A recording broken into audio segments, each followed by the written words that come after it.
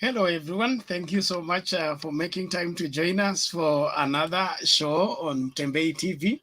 And we are still keeping our eye on the latest development in our current political situation. My name is Bernard, and I want to invite us into a discussion on the wildest thoughts and imaginations on our current politics, the possibilities that the OCA team is left with, and as the race gets clearer and clearer to be between two horses, there will be new alignment, and like it says in politics, anything is possible. So I want us to look at is Musalia Mudavadi warming up to deputize UDA's DP William Ruto, and if that happens, is he able to deliver the Luya vote to UDA? And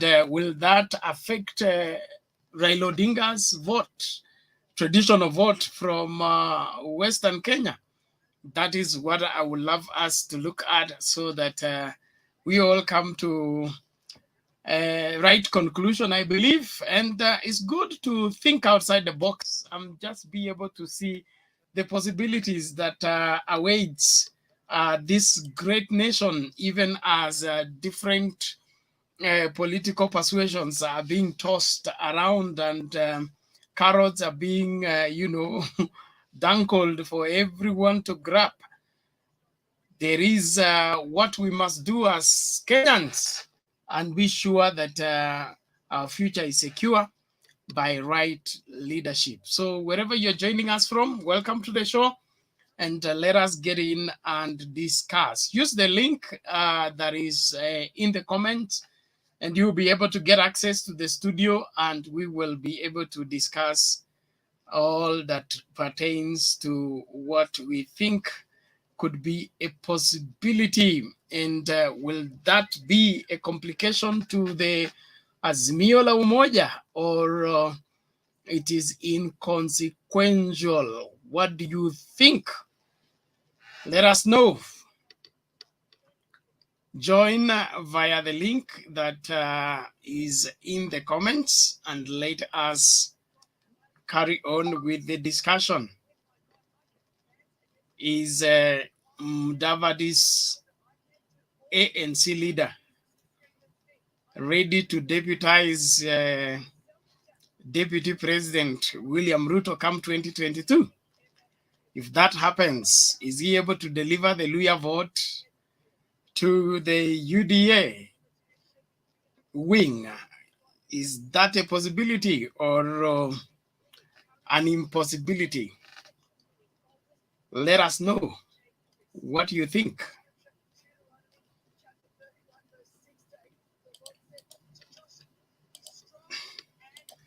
Yes, we need to hear what you think.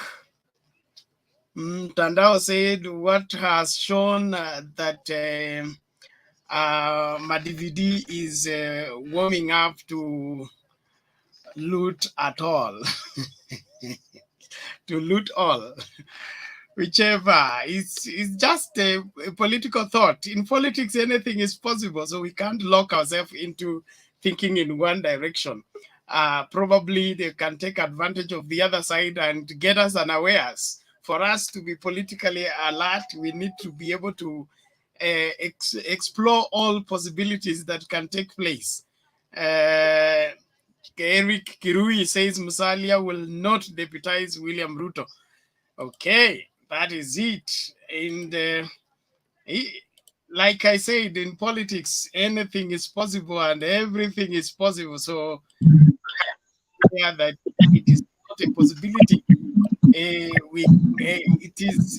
It's impossibilities in politics are rare. So let us be open-minded and be able to look at this squarely.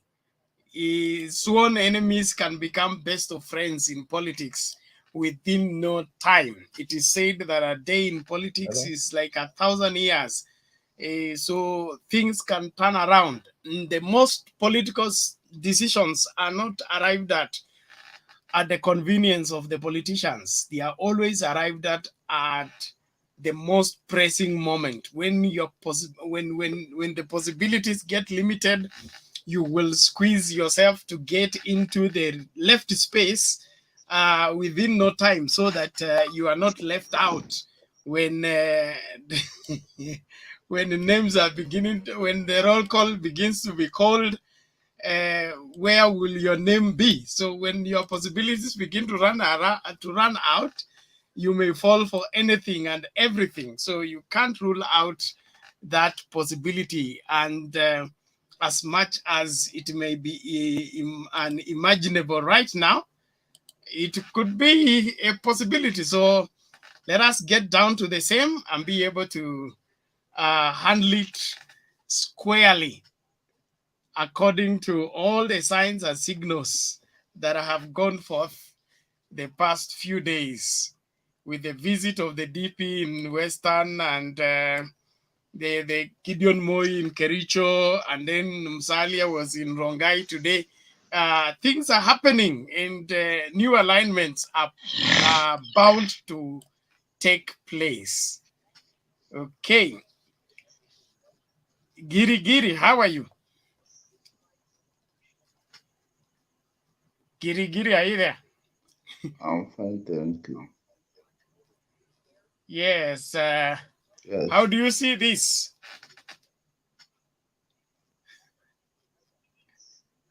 Is Musalia Mudavadi warming up to deputize William Ruto, or I think. what do you think?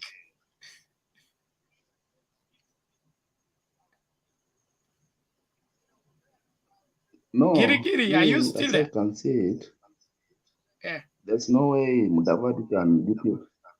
Yeah, I'm there. Okay. Do you hear me? Yes, I Hello? can hear you. Go ahead now. Hello? We I can hear think you. Go ahead and make your submission. Just get Deputy closer to the mic Ruto is the so that one who's you are audible supposed enough. to.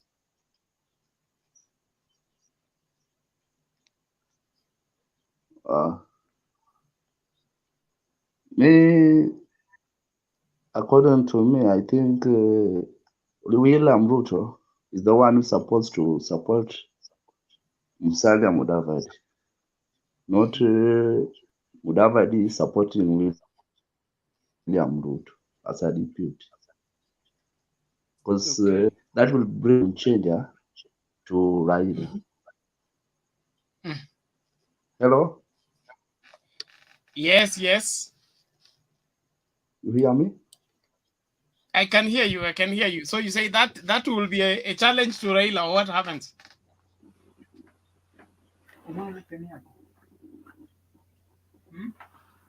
Yeah. Because the support of William Ruto, that will make the Western votes. This time, the Westerners will vote more than how they have been voting all along. Yeah, but if William Ruto is supported by Mudavadi, the Westerners won't vote to William Ruto as a bloc. Yeah. Okay. That's how I see that. Thank you. Okay. Thank you very much.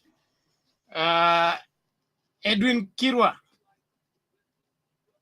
Yes, How are you?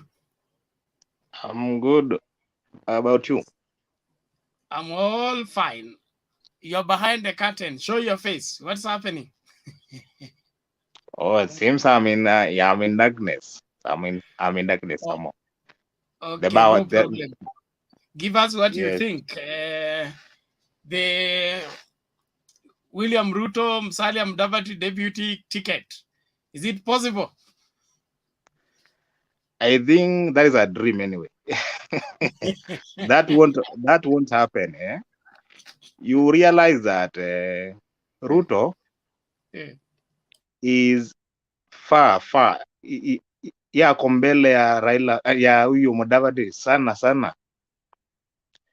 So there is no way, as I've had my friend over there saying that maybe Ruto could deputize Musalia. I think that is unrealistic anyway. It's unrealistic.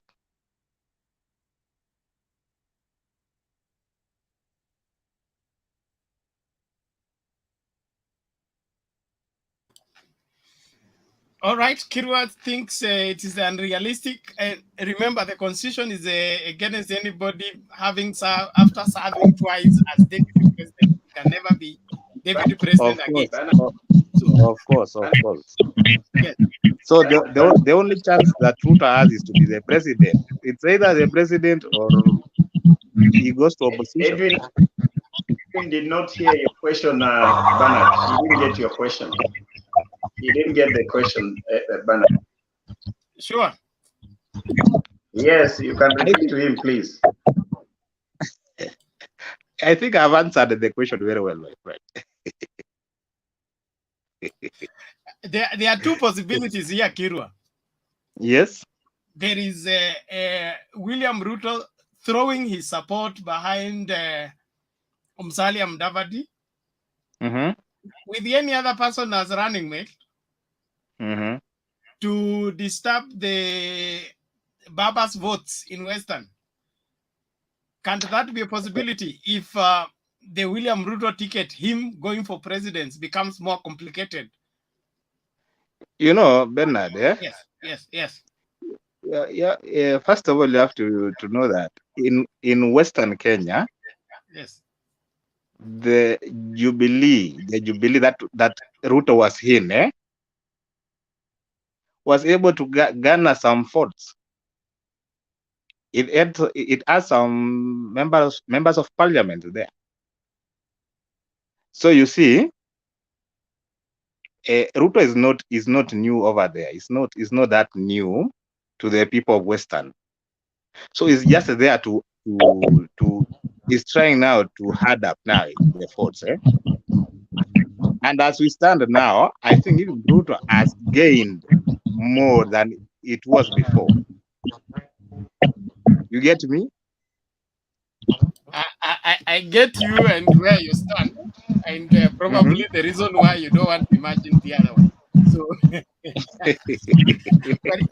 but it's okay. You know, let me tell you that. Yes. You realize that sometimes back, was it in 2013? 2013 general election. Musalia was running for presidency, isn't that so? He did. How much votes did he garner over there? Less than half a countrywide, he had less than 500,000. You see? How about now? Somebody like Ruto now. Let's assume, yes. Though the constitution doesn't allow Ruto to be running mate anymore, but let's assume that Ruto becomes a running mate. Already Ruto, yes. Already Musalia can't go beyond Western. I know that he can't go beyond Western. I think the fight can come to his Lugari there, na kurudi huko chini. Yes. What do you mean he can't go beyond Western? He was in Rongai, Kajiado yesterday. I mean, even higher. I can go to Rongai right now. I'm in Kapsabet. I can go to Rongai there. Anybody can go there. And gather the kind of multitude he gathered. That is not the multitude, my friend. Oh, you know, at times people are just going there to know who is this Musalia? Who is this Musalia? We've been seeing him all over the TV, or where everywhere. Just a moment. Relax, WG. Edwin. Oh yes. You know, William Ruto has never run for presidents. At least Musalia knows what it means to run for presidents. But again, yes. Ruto has never run for presidency. Yes. But he has been in the presidency ticket, whereby he was a running mate to Uhuru, when we voted the other time, even I personally, not even we from our region there, I voted for Uhuru simply because I saw the name of who? Of Ruto, you see. So I assume that Ruto was there. Thank you for your assumption, but listen to Patriot. He has something for you. Patriot, Okay, unmute.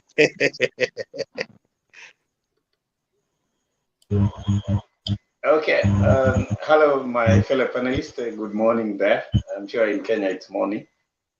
For those who are in the country. Yeah, there was a reason why I said Edwin did not get your question. And I think when you have a preemptive mind, you will always start from there without really thinking deeper. The point was this. If you look at the today's topic is all about ANC Musalia Mudavadi warming up to deputize William Ruto. You know, can Musalia be a formidable deputy president in the ticket of William Ruto? That is the question. And if you got that question right, then you need to start looking at the Western Bloc. And Edwin, you said correctly, you gave your vote to Jubilee simply because Ruto was a running mate. So don't you see a scenario where Baba supporters will join Ruto just because Musalia is a running mate? You know, this is what we need to discuss. How will the running mate ticket from Western Kenya by the name Musalia Mudavadi express itself in the UDA, aspiration for the presidency in this country? And so I think let me make my submission then, Bernard, as we continue, because I thought it was good to clarify that from Edwin. It's not the other way around. We know very well the Constitution does not allow the deputy to be a deputy president beyond 2 terms. So the only thing that can happen, anybody who's going to team up with His Excellency William Ruto can only come in as a deputy president. So what Edwin is telling us is obvious. So the question here is, how will the deputy running mate of Musalia Mudavadi affect the voting pattern of Western in as far as the presidency of Raila Odinga is concerned? That is the topic of today. And my thinking is this. Because in politics, anything is possible. And I think whoever came up with today's story, there's some reason behind it. When you look at Malala, the aspiring governor of Kakamega, his behavior, the way he has been responding to the campaigns that have been going on for the last 2 weeks, they have an indication of him having a soft spot for the deputy president's UDA, and even the exchange they have been having online, it tells you that they have toned down on their language. Look at the incident of Busia. The people who have come in very strongly to defend the DP, it is actually the MC boss, including Malala, who has been touted to be a project of Ruto in as far as the gubernatorial position of Kakamega is concerned. I think there is reason to enter into this school of thinking that Musalia is displaying some level of comfort that is unwarranted. The way he's behaving and the way he's talking, it gives you the feeling that there's something up the sleeve that is hiding. And I think for me, I want to agree that there is a possibility that Musalia Mudavadi is looking at how to get to status by probably sacrificing his ambition for 10 years. And he believes probably if he supports the DP, he's sure of getting the running mate, because Mount Kenya are not giving conditions to Ruto. They are willing to support the DP without conditions. Those who who are as far as still supporting the DP have no conditions for him. So I can see a situation where they think for them to reduce the chances of Raila in Western, where they are having an uphill, they can easily settle on Musalia as a running mate. And then they promise him, after Ruto is done with his presidency, he will give back the support of the Kalenjins and Kikuyus. You know, that is a possibility in probability. And I think there is that possibility, but let's see what others say as we discuss through Bennett. Can I have a chance, please? Hold on, it's according to Tans. Hold on, Eli. Is WG first?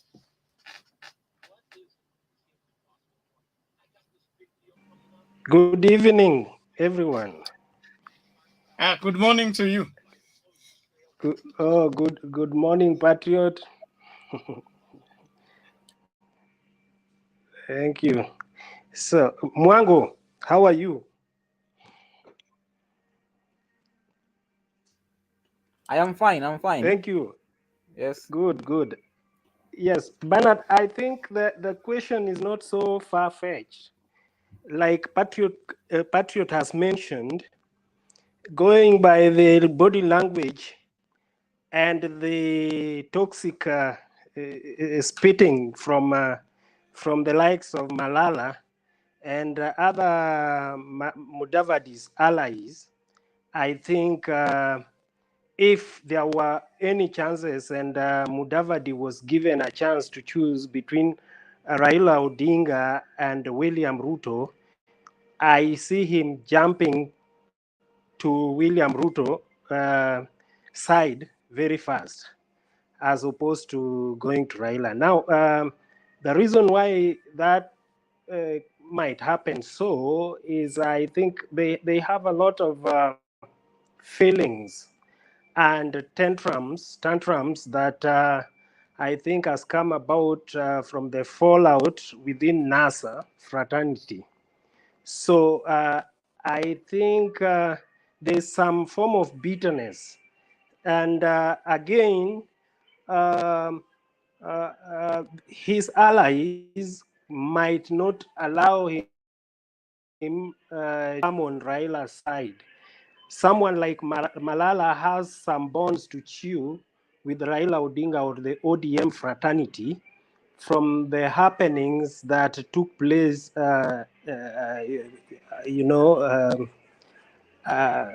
recently when he was thrown out of the some committees in the Senate. So I think he's still bitter with that.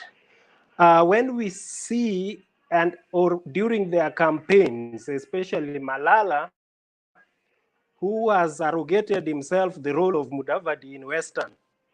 I'm saying he has arrogated that role because he's speaking of Mudavadi's presidency more than Mudavadi himself. And we know the reason why. It is because he's really enjoying the ride on the back of Mudavadi for his Kakamega gubernatorial seat. So I think he's one person who would really feel so bad, and he would steer Mudavadi towards Ruto because that is where he belongs. Even when things happen, when something happens in William Ruto's camp, you will never hear Malala commenting, but let it happen on this other side of Raila Odinga. Actually, Malala is William Ruto's attack dog by extension in Western. He is working more for the UDA in Western than he is working for ANC.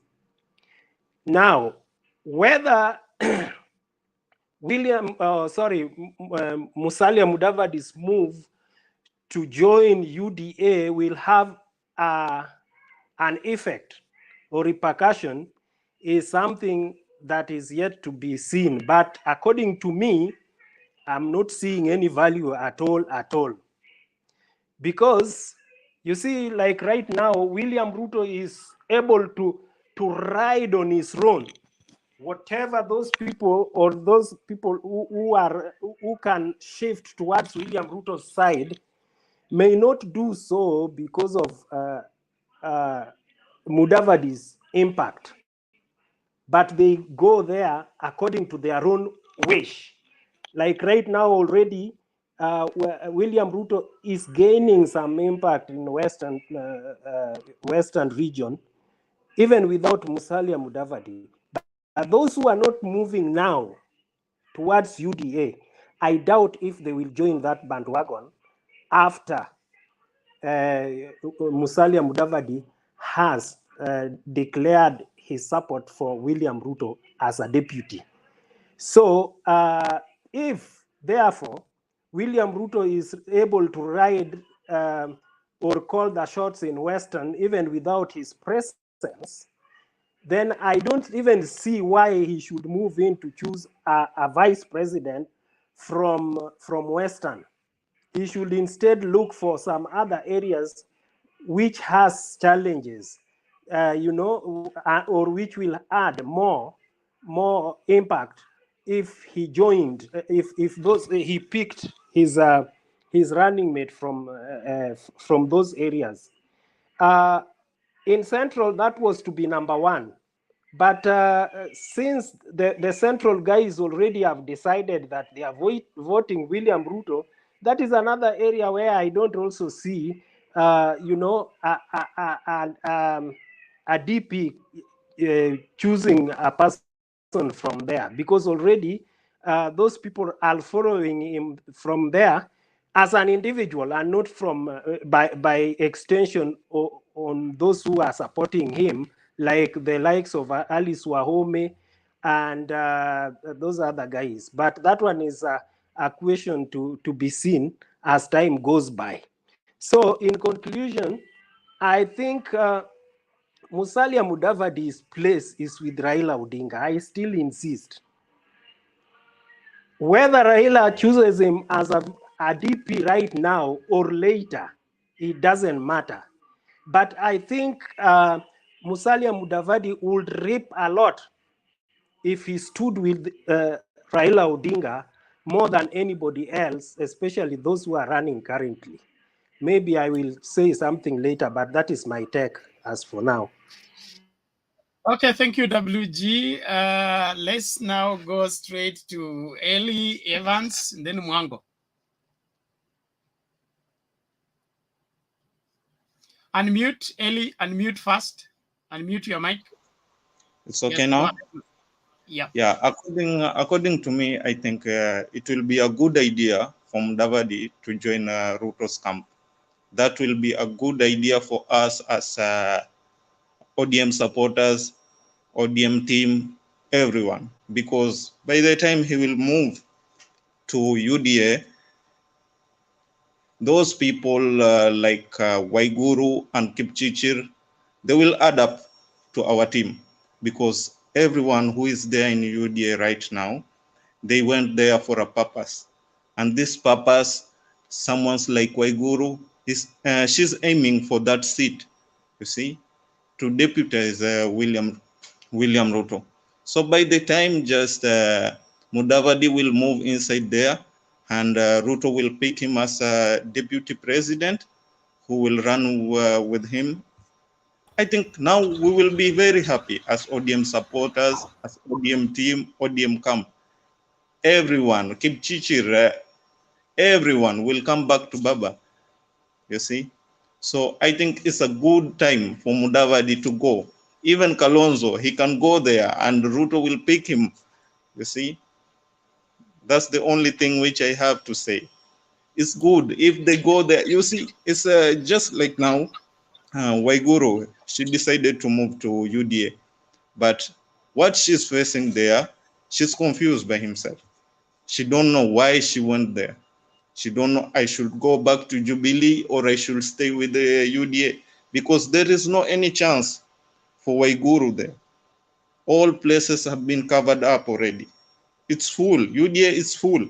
So those people who still, they don't know where they belong, they have to go UDA now. Let them go.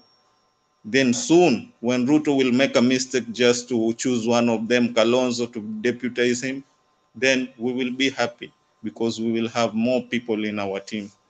That's the only thing I needed to say. Thank you, guys. Okay, thank you, Evans. And just a short question. Don't you think the 2013 Madimoni will still come up? Are you not seeing Mudavadi being played so that he delays to to submit his papers for presidency, or he's promised that seat only to be denied at the 11th hour? Then he's left hanging. Unmute first. Yes, you see, Mudavadi now is like the same way you say. They were just still playing with him. But if he will go there, we will be very happy. And Mudavadi, even if he will go there, he will miss that seat. I know Baba won't let him just go like that to stay in the cold. They will still pick him and giving him like a ministry to work there.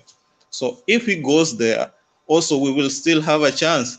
We will gain more people in ODM and we will still have a chance. You see, next time we will just give him ministry. Okay, Mudavadi, just stay here for now. We cannot leave you. You have been with us for a long time. You see? He will gain for himself, but Ruto will be losing. You see, that's the only thing. Okay, thank you. Now let's hear from Mwango. Oh, yes. The topic is Mudavadi will join Ruto as a deputy. I don't think so, because Mudavadi cannot deliver the entire Western votes, and that one we all know. Even in 2013, he went as a president, and still he could not gather even half of the Luya vote. So I don't think that DP Ruto can pick him as its deputy. It will be really suicidal for Ruto to pick Mudavadi, because Ruto wants Mount Kenya votes. And if Mount Kenya realizes that there's no any Mount Kenya in the Ruto camp as a deputy, they might decide to give their votes somewhere. So I see Ruto picking a deputy from Mount Kenya and not from Western, because we know that Western always don't vote as a bloc. They always scatter their votes. And Mudavadi cannot assure us that he can bring all the votes from Western. So it will be really difficult for Ruto to pick him as a deputy. Maybe if there's some game they're playing, but not giving him that role of being a deputy. Because also remember that somebody who will become as a deputy, he must be somebody who also have votes, who can bring some votes. As we know, the politics of Kenya, even from the last election, you find that Ruto came with the Kalenjin bloc, Uhuru with the Kikuyu bloc. They joined, and then they looked for other from Kisii and Coast, and then added to their votes, and they won. So the deputy must be able to come with the entire bloc, the way I see it. But if you cannot come with that entire bloc, then I don't think if you can get that chance. I don't see Mudavadi deputizing Ruto. Okay. Yeah. Thank you. I think we rested there. In the interest of gender balance, we'll have Penny before we have Mwiti. Just be patient, Mwiti. We're coming for you, and then Jonathan. Yes, Penny, how are you? Fine, thank you. Okay. Yeah, I can see Give today's us topic what you is think about this. today's topic is very interesting. It's about Musalia warming up to UDA, and whether he is able to deliver the Luya vote to UDA, and the impact that will have on Raila votes and Mount Kenya as a whole. So There are no clear indications. According to my analysis of the recent happenings, there are no clear indications where you can actually pinpoint and say that Musalia is warming up to the deputy president, as opposed to his ally. His ally, who is Malala Cleophas, I think he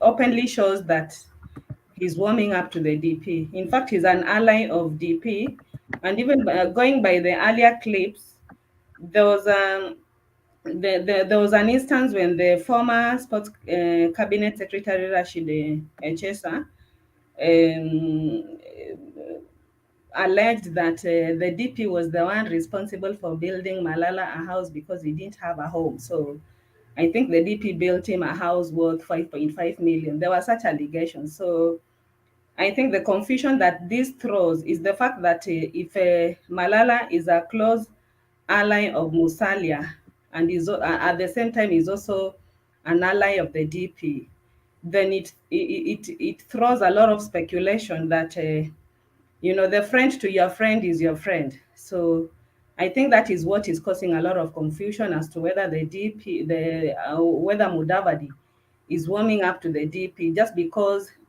Malala has a history of close working relationship with the DP.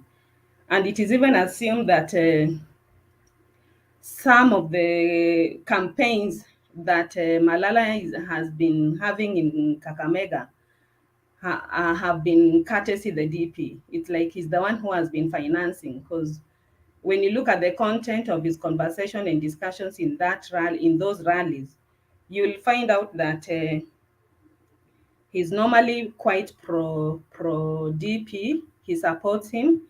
And even yesterday, when there was the incident of the DP being pelted with stones in Busia, he came out very clearly and castigated Raila and ODM as being responsible for the action. So I think that throws a lot of confusion, because if he's a close ally of the DP, of Musalia, sorry, then how could it be that Musalia is allowing him to work very closely and even have conversations with the DP? So it's still not very clear, but it's so clear that Cleophas is an ally of the DP, and the DP could probably be using their relationship to make him convince Mudavadi to join his camp. But what leaves many people wondering is whether he would live up to the task, because I believe for someone like a DP, he might need somebody who can bring some considerable amount of votes to the table. So for Mudavadi, I don't think he has enough muscle to solicit for the votes that the UDA team might need. Because according to my assumption, I think Raila is still quite a force to reckon with in Western. So the DP might not manage to bring onto the table the number of votes that are required for him to deputize the DP. And also, when you look at the Mount Kenya vote and their demands, going by what Moses Kuria had laid on the table, that their irreducible minimum was 40% of the government. So you see, when Moses Kuria speaks, you can actually pick from his conversation or from his demands what the demand of the entire Kikuyu nation is expecting. Their expectations are actually, they have a lot of expectations. So for the DP to choose Musalia as his running mate, I think this would be quite catastrophic to the DP, as there would be fallout with the Mount Kenya. I don't know how you'd manage that, but I think that would be quite suicidal for him to do. And then what else? There was so according to me, I think most candidates are still caught up between choosing a deputy from Mount Kenya, because Mount Kenya is a very rich, is a very vote-rich region, and we can't evade that. And politics is all about numbers, and everybody is looking for the numbers to be able to win the election. So I don't see the possibility. It might not be in the public domain. Maybe it's still something that he's considering within himself. But looking at the calculations, I think for the DP that would be,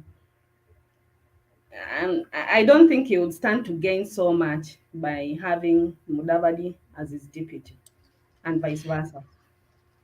So that is yeah. Okay, thank you, Penny. Let's not rule out the aspect of the usual way of voting, voting to punish one Raila Odinga. Okay, that has been done for so many times, and when two people want to punish the same person, they can cook anything together just for the punishing of that person, not necessarily for them winning or succeeding together. So that can also be a reason. Yeah, why, there could also be a possibility. There could also be a possibility that Malala is either convincing Mudavadi to join the UDA team based on his relationship with the DP. On the other hand, he could also be urging the Mudavadi to not to miss on the ballot, so that he can actually mess Raila up. But I don't think he has the kind of muscles. Malala's problem. Unmute. Please mute. Patriot, mute. Everybody mute. Malala's problem is the Kakamega gubernatorial seat. Okay. Yeah. He stands no chance to get. He stands no chance to get the ODM ticket on nomination. Okay. Yeah. Leave alone the final vote. He cannot even get the nomination if he goes against together with the ODM candidate. And so he flipped back earlier to go and try to secure that ticket, and he wants to get it directly. And so he wants to have ANC ticket for the Kakamega governor seat, and then run against Halwale of UDA. Yeah. And then, so their mathematics is they could end up together with Halwale, okay? One becomes governor, the other one becomes deputy in UDA. All they are working is their local politics. It has nothing to do with national politics. But they will want to use Mudavadi as their sacrificial lamb. They offer the sacrifice to come and eat whatever the sacrifice has generated. So, but it's so unfortunate that Mudavadi is not, I don't know why he cannot open his eyes wide and see that. It's quite unfortunate. He's a seasoned politician, but like Masanga said, he's a bishop, so they should excuse him. Yes, Patriot. Penny, I want to welcome you to the panel, and I'm happy that you are here. But I want to shed a few light to this story of today. I want us to expand our mind in analyzing politics of this country, where most of the politicians have learned and have read the book, The 48 Laws of Power, where you hide the intentions until the right moment. There is a reason why some school of thought thinks that there is a possibility of the DP and His Excellency Musalia Mudavadi, staying in the same bed. It's only that they are moving from their houses at different times. Everybody has his own special key. They have not been seen going to that house together. But the footprints are showing that they could be sharing a bedroom. And I think the reason is this, starting from what you've said, Penny. Malala has been giving a lot of signals that they will be rather comfortable. They will be rather be comfortable to go with the DP than going back to support Baba. That is something that he has done very consistently, and his body language, and whenever he gets the opportunity, he doesn't miss to come out clear and what kind of options he displays. That is very correct. All of us seems to be seeing that. But you see, why we have this critical topic today, we want to see how critical we can pick what these politicians are not telling us. Because at the end of the day, we are going to have these groups coming together to form a very serious, formidable force. So it is an issue of tossing the coin and seeing how it goes. But I think I belong to the school of thinking that subscribes to the following reasons as to why it is a political choice that Musalia can make to actually support William Ruto. And I think there are some reasons to that.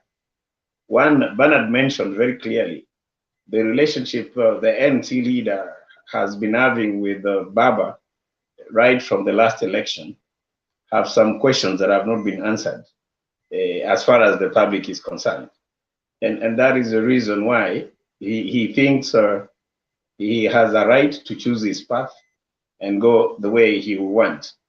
So when you look at the body language of Musalia Mudavadi, as I had mentioned in my preamble, he's displaying some confidence that cannot be traced, that doesn't seem to be based on anything that is clear to us. Even the way he's speaking, you're now talking about let's have a peaceful election. You're the ones who are going to choose. Those kind of languages are not attributed to somebody who is fighting for a seat.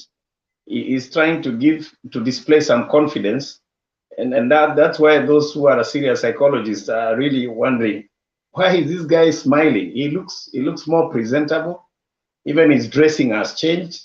Look at him very clearly, even today where he was. You wonder whether this person has something that the public do not know. So I think there is a reason why we want to float these possibilities. And the other thing is this: Musalia Mudavadi, if I was his advisor, assuming we are the brain behind that kind of a story, what would be the reason why Musalia Mudavadi will go to the DP, and what will be the undertaking? Musalia Mudavadi probably is also seeing a no chance of being a running mate of Baba, because that's also another complication. Even if he supported Baba, he might not be the running mate. So if Ruto offered him the running mate ticket, in my view, if I was in the ANC, I will actually support the ANC leader to go for the running mate, because it will be an automatic picking from the person who is going for the presidency. Unlike when, if the Oka came together to join Baba, they still that matrix of, of not knowing who becomes what in that arrangement. Now that BBI was suspended, which had, an opportunity for Baba to give various seats here and there, truth be told. So if Musalia supports Baba, will he be assured of being a running mate? You see, that is the reason behind this. Will he be assured of being the running mate? So what are you offering him if you want him to support Baba? Number two, the most critical thing that we must be alive to is this: all politicians are building their career to become president at one time. So if I was the advisor to ANC, my reasons why I will support the ANC going to DP Ruto is this: if they win the election, he'll be a DP for 10 years. And then from the 10 years, it is very easy for him to get the Kalenjin votes and the Kikuyu votes, to move forward. So the choice between Raila and the DP currently from Musalia, there is good reason why he will opt from Musalia. Don't look at that as an impossibility, because what are you offering him? There's a galaxy of people who are supporting Baba, and that brings this possibility of why we are discussing this today. So the next thing I want to... we can't. I don't know whether there's an echo. Hold on, order, please. You lift your hand, then you ask.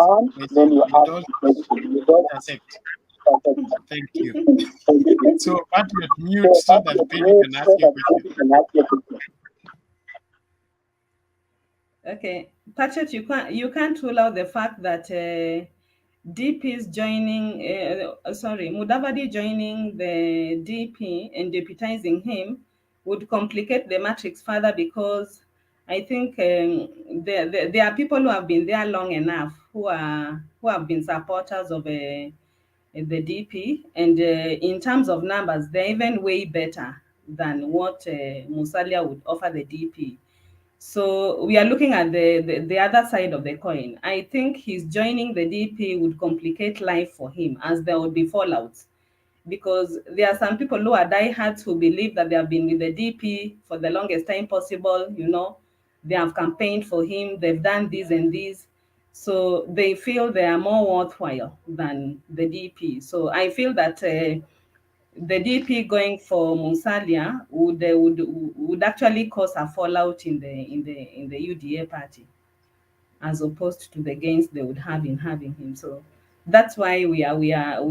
I'm not ruling out the possibility of him joining, but we should also look at the implications. We should also look at the implications of him joining the DP's party. Yeah. Okay.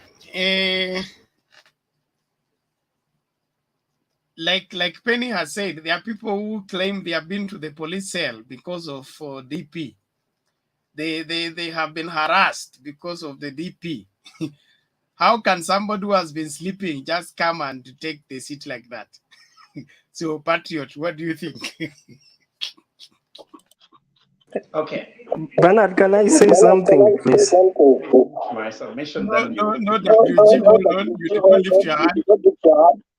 Okay. So I think it's a matter of discussion here, Benny, and I think we have to be very open-minded on how you're looking at it. But from my school of thinking, it is a possibility, and I was still giving you the list of reasons. The other reason why I think it's a possibility is this. Remember, Musalia Mudavadi is a former vice president. That's one thing you need to know. He is also a former deputy prime minister. Those are serious seats, by the way. And that's why today, the person who can deny Baba votes from Western is Musalia Mudavadi, not any other person. Any votes that we are losing in Western, majority of those votes that Baba will ever lose, however little they will be, it is because of the standpoint of Musalia Mudavadi. And remember, politics is about perception. It's not necessarily a reality. It's perception. It's perception that carries the day. So if Musalia was to go to be a running mate of Ruto, the situation would be this, in my view. One, Musalia Mudavadi might deliver, this is just my hypothesis, Musalia will deliver 50% of Western votes.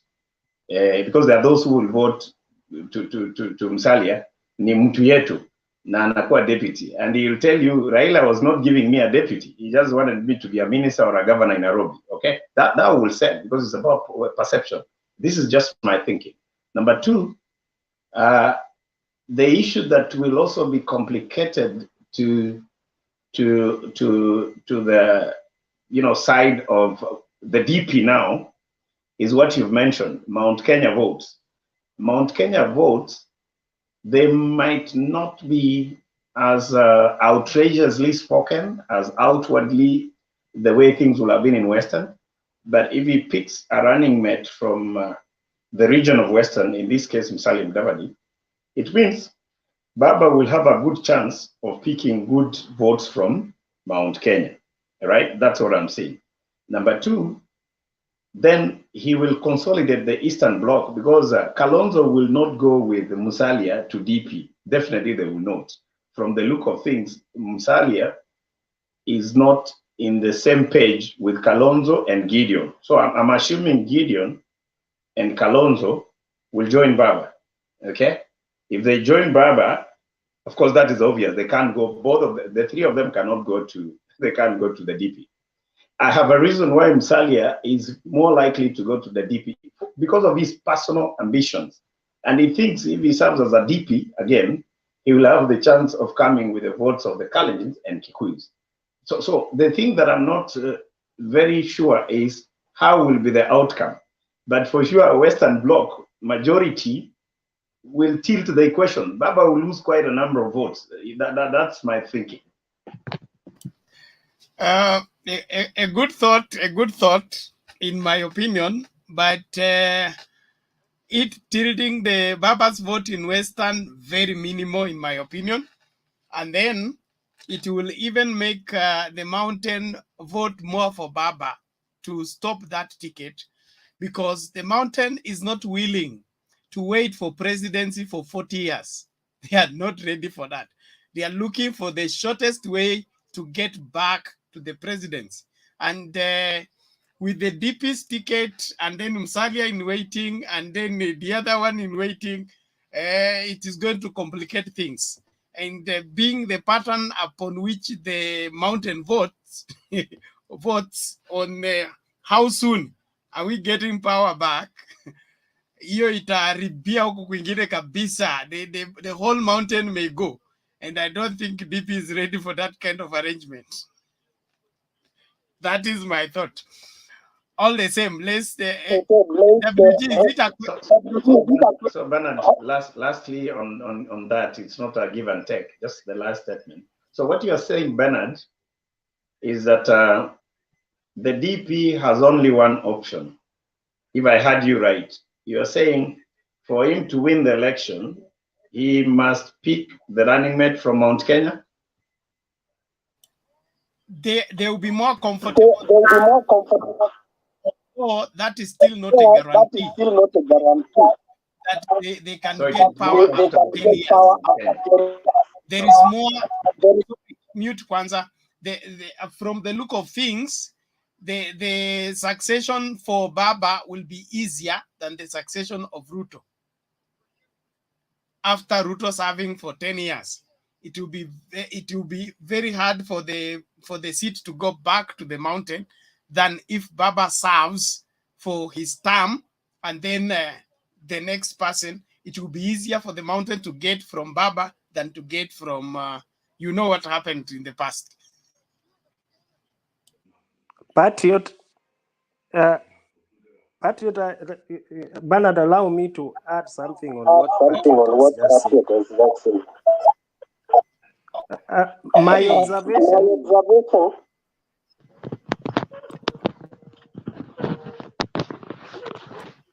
Patriot, mute. Yes, yeah. WG. My observation is the way things go currently, I think Ruto has all the opportunity and the freedom to select a DP from anywhere. According to me, and that's the reason why he was insisting that he doesn't want other parties. Because if he allowed other parties, one of the baggage that it comes up with is, these people moving in for bargaining power. So if someone comes with a huge party, then they will dictate to the DP that we qualify for this. So they come like, this is our right. So far, I think DP has a free hand to select the DP from any other community. Why am I saying this? Because let us ask ourselves, if today, what is his name, Gachagua, if he bolted out from DP's camp the way Kiunjuri did or Moses Kuria, will it affect Ruto's chances in Central? If any of his followers, even including this other Ndindi Nyoro and these other guys, will it affect his chances? I don't believe so. So if that is the case, then DP has his options to either choose from Coast or from Western or from anywhere. That is my take. The other thing I wanted to continue pressing or to emphasizing is that it is not a must that when you've been selected a DP, then you have easier chances of ascending to presidency. That is a fallacy. It has been a fallacy and it's continuing to be challenging, just the way it is challenging William Ruto currently. Remember, Musalia Mudavadi, the way someone has mentioned, he has already become a DP or a vice president somewhere. He has become also a deputy prime minister. So all those big posts, what is he lacking today? The only thing that Musalia Mudavadi lacks is the presidency. So that one brings him to the same level of Raila Odinga and William Ruto. So either today, Musalia Mudavadi is ready for presidency. Even tomorrow, Musalia Mudavadi is ready for presidency. If he's not ready today, it means he will not be able, he will not be ready tomorrow. If Musalia Mudavadi has not amassed wealth enough today to make him a president today, I don't think the 5 years or the next 10 years will allow him to do that. That is my take. Now, WG, you have given a very serious sweeping statement. The constitution is clear. Yes. In the unlikely event that the sitting president passes away while in office, the deputy president automatically becomes president. What is easier than that? No campaign, no nothing. Who just wanted to kill any president currently? There is no killing. In the unlikely event that a sitting president passes away while in office, that is constitution, okay? You get it in. In fact, that was the number one problem of Sonko. He was always imagining that somebody may eliminate him and become governor. That chased him out of office. So we have people who are chancing on that. Bernard, I don't think that is true. But there's something I wanted to add quickly before I no, Ngoja Kwanza, WG, you want to take all the time in the world. Okay, it's okay. Hold on, please. Be patient. Let's be lenient so that other people also share. We have Jonathan, he has not shared. Temba, then community ancestor. Let's hear from Jonathan first. Hello, how are you guys? We are fine, Jonathan.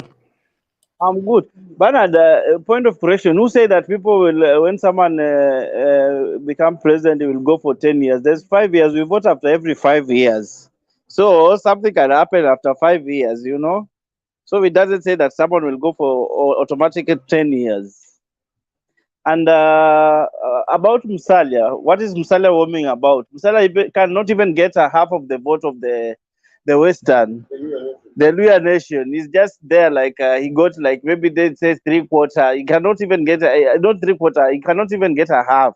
So how can he be like a president of Kenya and he cannot even garner a half of the vote from his Nini community? And the other thing is these things that is now going around, like the shenanigans. They have started now saying, I don't know if I didn't listen to the clip what Junet said about when Raila takes the president, it will be for Nyanza. The president will be for only Nyanza, and they are not allowed. The mountain are not. They will not allow it in the government. That's not the truth, because now they are using that to campaign for themselves, and that is not right. And the other thing is like, let's say for example, like Malala, like Musalia Mudavadi, seriously, he needs to have a very good advisors. How can you have people like Malala? They're the one who are supporting you, and they're the one who are talking on the behalf of you. Because like when Malala stands, Malala is always talking about, like he never in one single meeting. I have never seen him like attacking Ruto. Malala always is in UDA, and trust me, you guys believe me. So when Malala is in UDA, even Musalia knows, and Musalia maybe is also in UDA. They don't just want to come out and say that I'm in UDA now, but the time will come. They will clear themselves and they will say that now I'm in UDA, because Malala always, when he speaks, and someone I don't know if it's a MP or someone from Western, he said very clearly that Malala daytime is in NC, but at night time they are in UDA. They are with William Ruto, so they are supporting William Ruto, and they are in UDA. So they are just lying. The people, they're just meandering around and lying to the rallies. This I'm in NC. Musalia will be the president, but in deep down, they are just in UDA. Even Musalia is in UDA. That's my take. Okay, that is your take, and we'll take you on it. Thank you very much. Thank you very much. Now let's hear from Themba.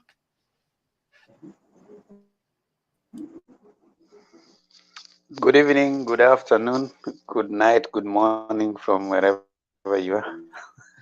I hope you're all well. Good morning. Now, let me just piggyback on what Jonathan has said. A while back, Mr. Rashid Chesa, when they were having some brawls with Malala, he said that he took Malala to the DP and they were given some money some time back. But that is not surprising. In politics, the nature of politics is in such a way that you'll have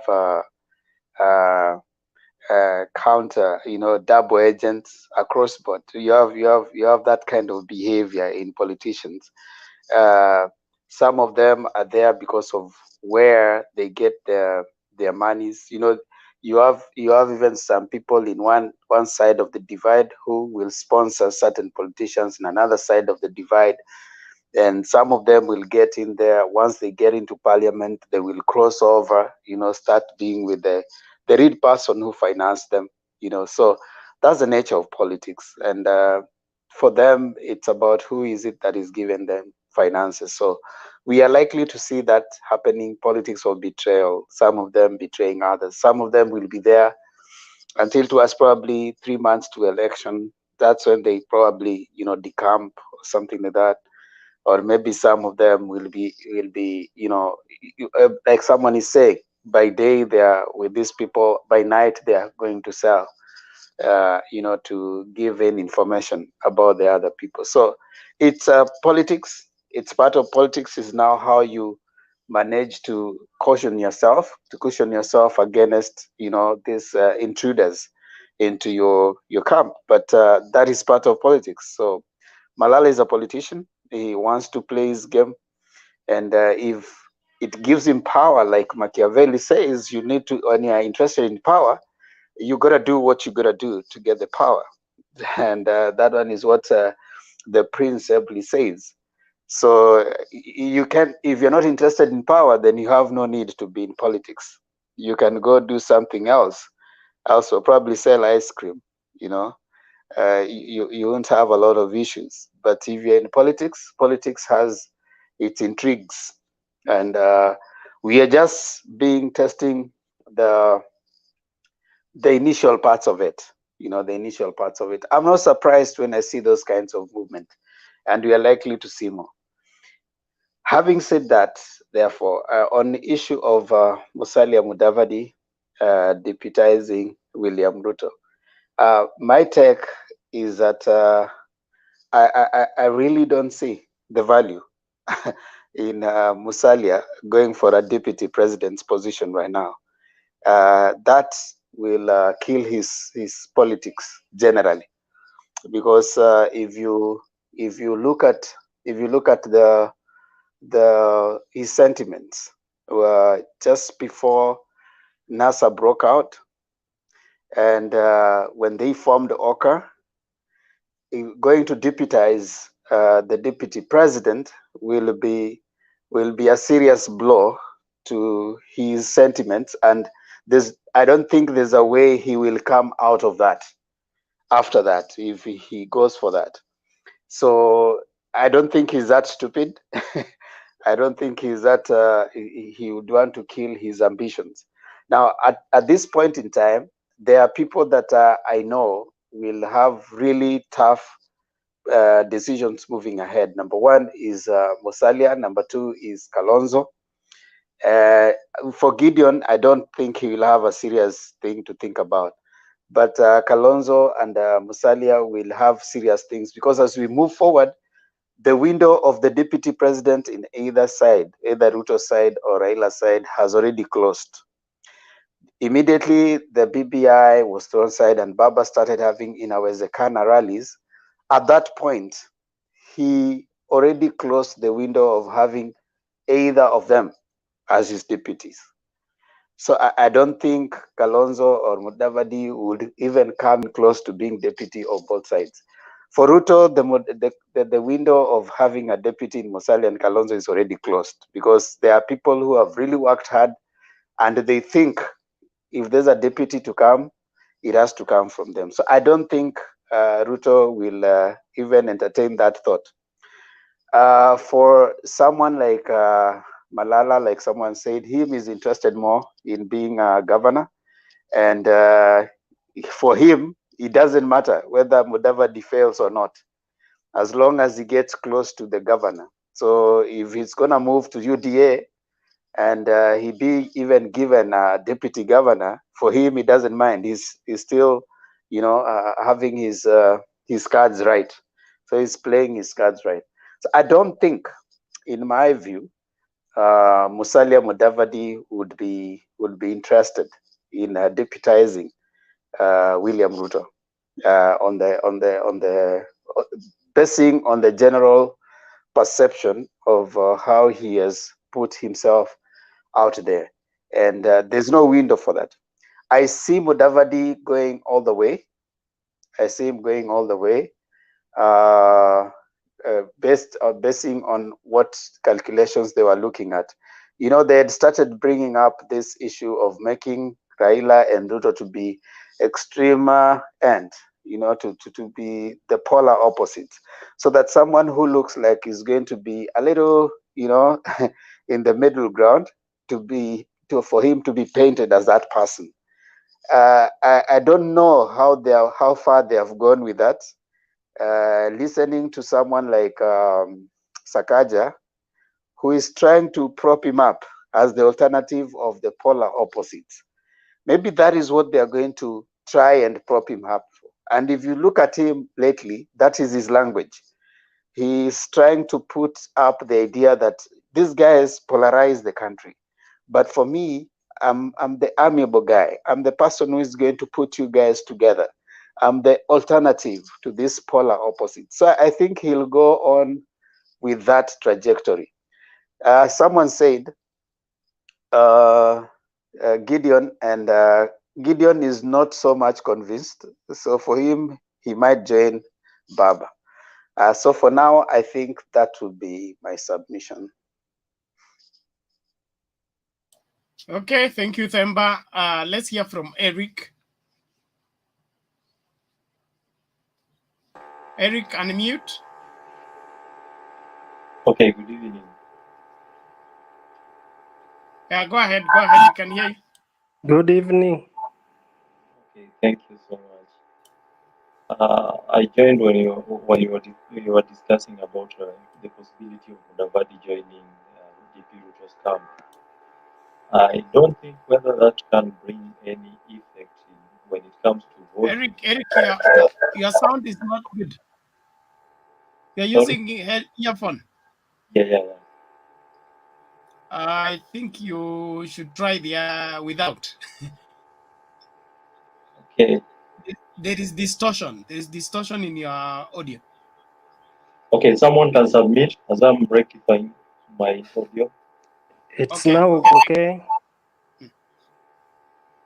It's okay. WG, what do I say? No, I'm saying Eric is now audible somehow. Okay. When he should place the mouthpiece next to the mouth. Okay. Are you getting me right now? Yes, hold the mic right at near your mouth and then speak up. Okay, thank you. I've had submissions concerning the possibility of Mudavadi joining DP Ruto's camp. I think, to my submission, I think it's not going to be a possible thing. In as much as WGA submitted by saying that Ruto has got a variety of options. Eric, yeah, it's not improving. It's still cracking. Can someone submit? Yes, As you need to log on out it? and log in again. Make sure you balance your audio and your video. Allow StreamYard to control everything for you when you're logging in. Thank you. WG, you are saying something before we go to community. Hey, sorry. Okay. Yeah, I wanted to say that to remind Mudavadi, just like Kalonzo, their sell by date is closing down rapidly. You see, like Kalonzo, for example, last time when they lost that MCA seat, his value reduced drastically, and since then I've not heard of Kalonzo so far. So the same thing, I'm afraid, might happen to Mudavadi as time goes by. Nobody forget about being someone, him pairing up. A time comes when now nobody will even want him, because they will be like, what are you bringing on the table? And there will be nil, just like Themba had mentioned. So I just wanted to remind them that if they were to make the moves, then I think even by now they are getting late. They should do that. Okay, thank you. Let's hear from community ancestor.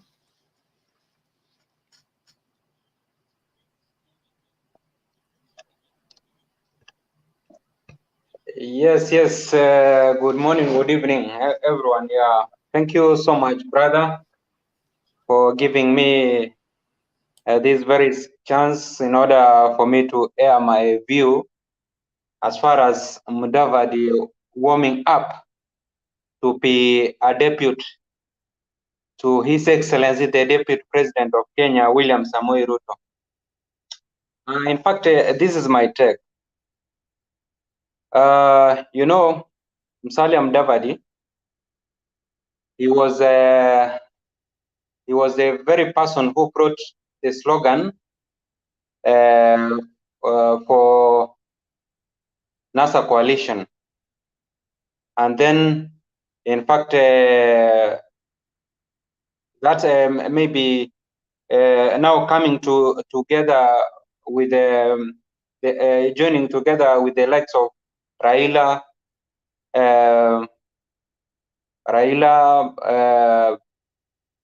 then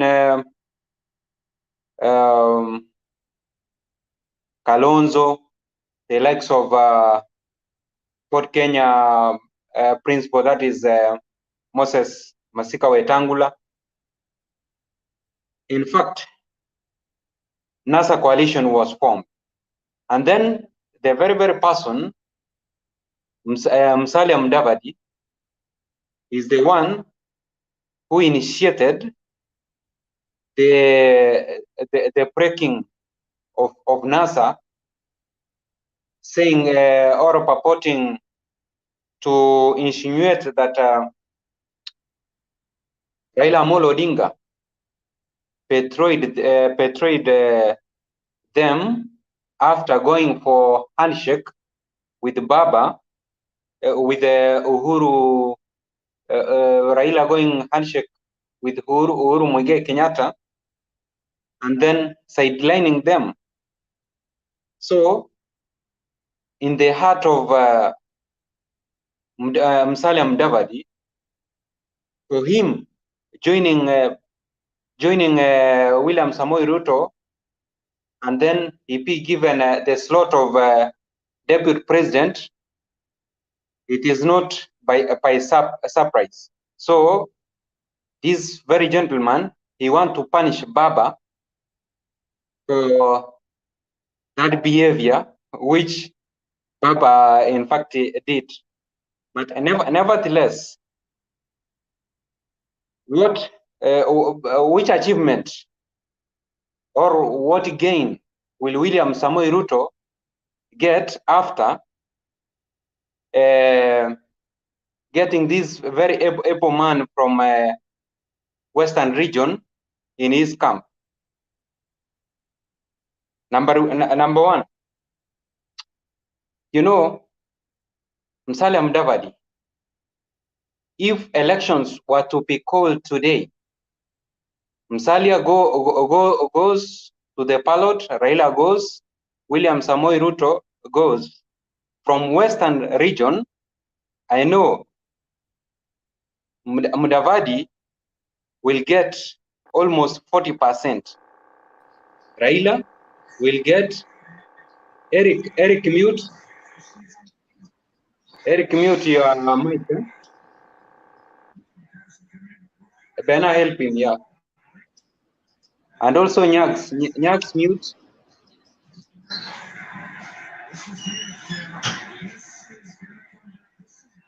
Hold on. Mute. It's okay, yeah, very nice. Thank you so much. Now, if Raila gets, let's say, 60%, and then Musalia Mudavadi gets 40% from Western province. Now this one will be a plus for William Samoei Ruto, because William Samoei Ruto is not going to take a person like Gachagua, this Mathira MP, who people are really, in fact, saying that he may deputize William Samoei Ruto from the Mount Kenya region. Reason being, there is this bill, this bill which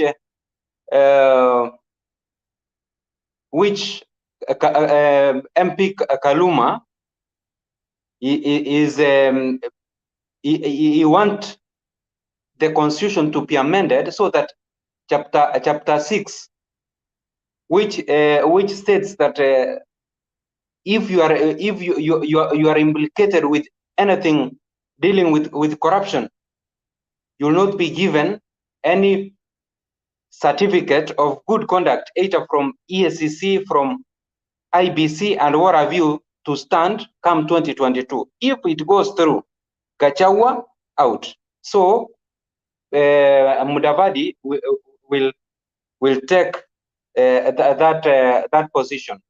So Raila Amolo Odinga, I know he has gone to the mountain, and if Raila Amolo Odinga, maybe for God will, Uhuru Muigai Kenyatta, he tells Raila Amolo Odinga to choose from the mountain, but if Raila Amolo Odinga, he goes for a person like Munya from Meru, I know very sure that Raila will be able to take to get maybe from the mountain 30 or 40%.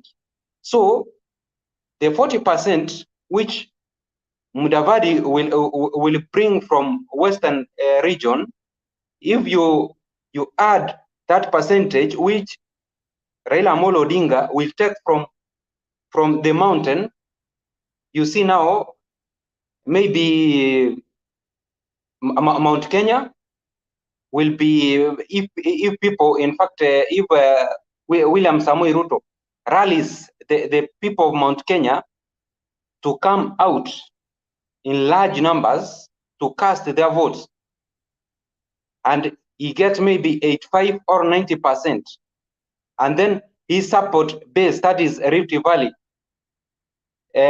men and women, they fought they fought for him maybe 99%. I tell you, William Samoei Ruto, Mudavadi would have really assisted him.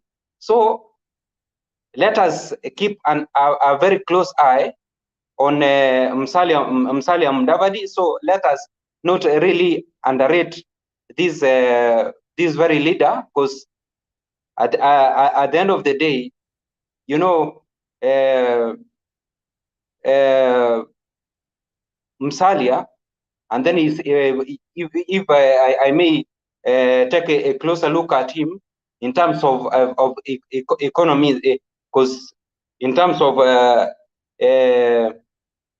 economics, he knows, is familiar of it. So let us not underrate him. Let us clearly have a look at him, because at the end of the day, William Samoei Ruto, if Mudavadi joins him, he will at least reap some good jungle votes from the western part of Kenya.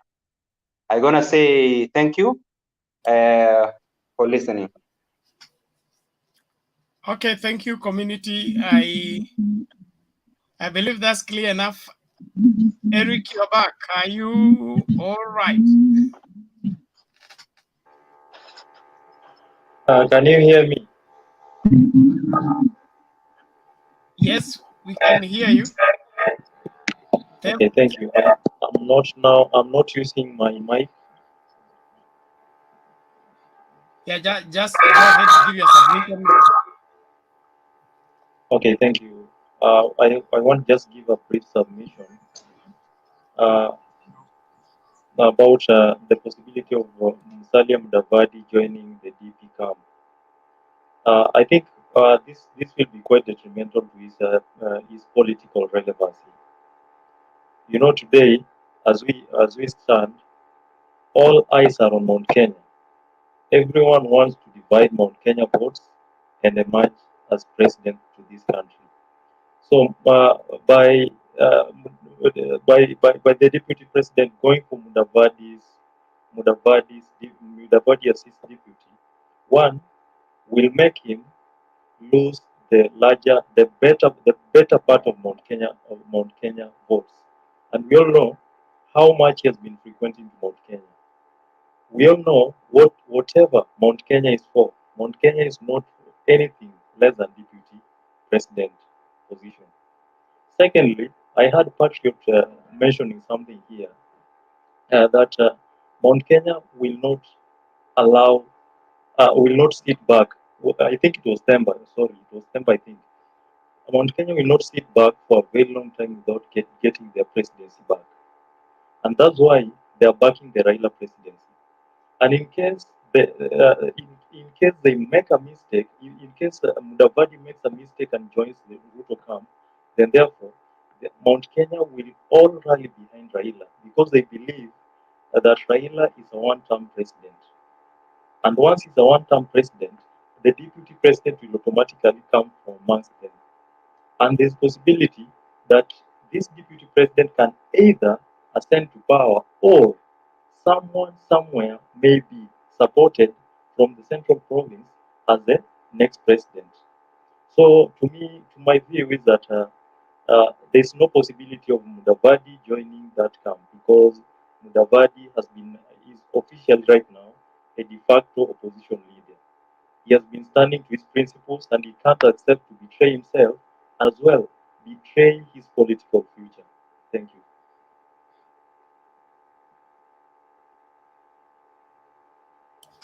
Yes, Temba, go ahead. My question was to community ancestor. He kept on repeating what he repeated like if I counted like 5 times that we don't need to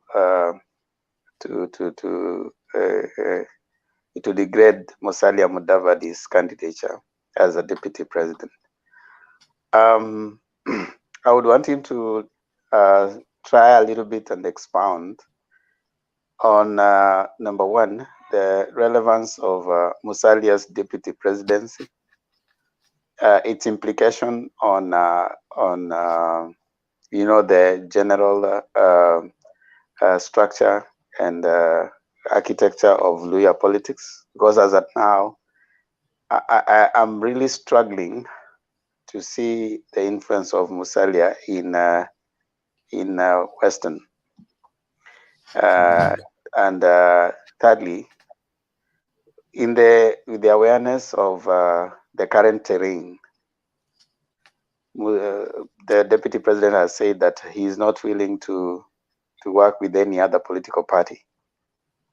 And if you're going to be with him, then you must wind up your parties and you join him. So are we just not dismissing him because it is good not to do so? Or there's some relevance?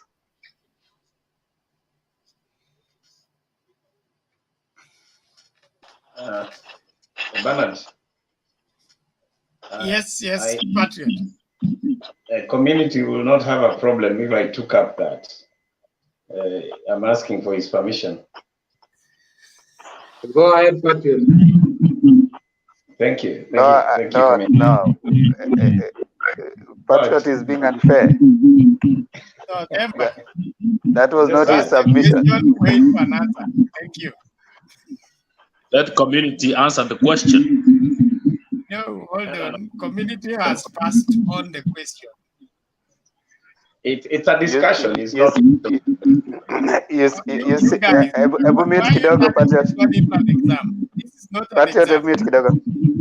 Thank you.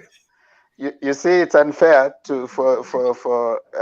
I'm asking the question based on the submission of Patriot. If he's not able to answer, it's okay.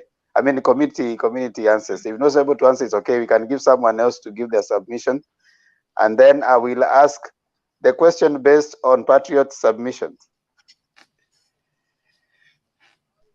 So I hear you, Themba, but in this case, I was democratic and fair enough to ask the permission which I've been given. So just allow me to answer if you don't mind. If the reason was for the question, let me answer, please.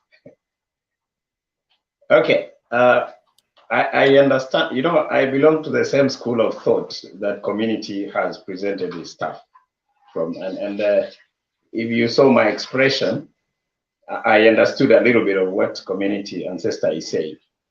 And the essence of our today's discussion was actually to open our mind and see the most impossible scenario, which are actually possibilities among politicians. And we also know that politicians hide their intentions until the last minute. That's a strategy. Just to you know, like answer the question, because I'm sure that was a question you were asking, but I mean for community to elaborate. And you are struggling to see the relevance of Musalia. So that's why I was comfortable to answer, because you said you are really struggling. I want to help you say that you don't struggle.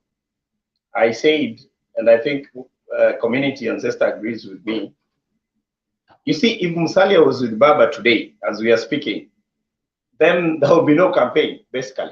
There will be no campaign. So that's how I want you to see the value of Musalia.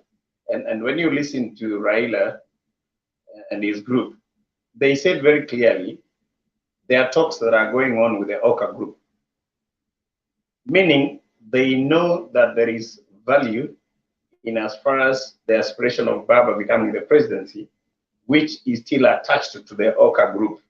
That I will tell you, it is there. And I say politics is perception. Perception carries the day.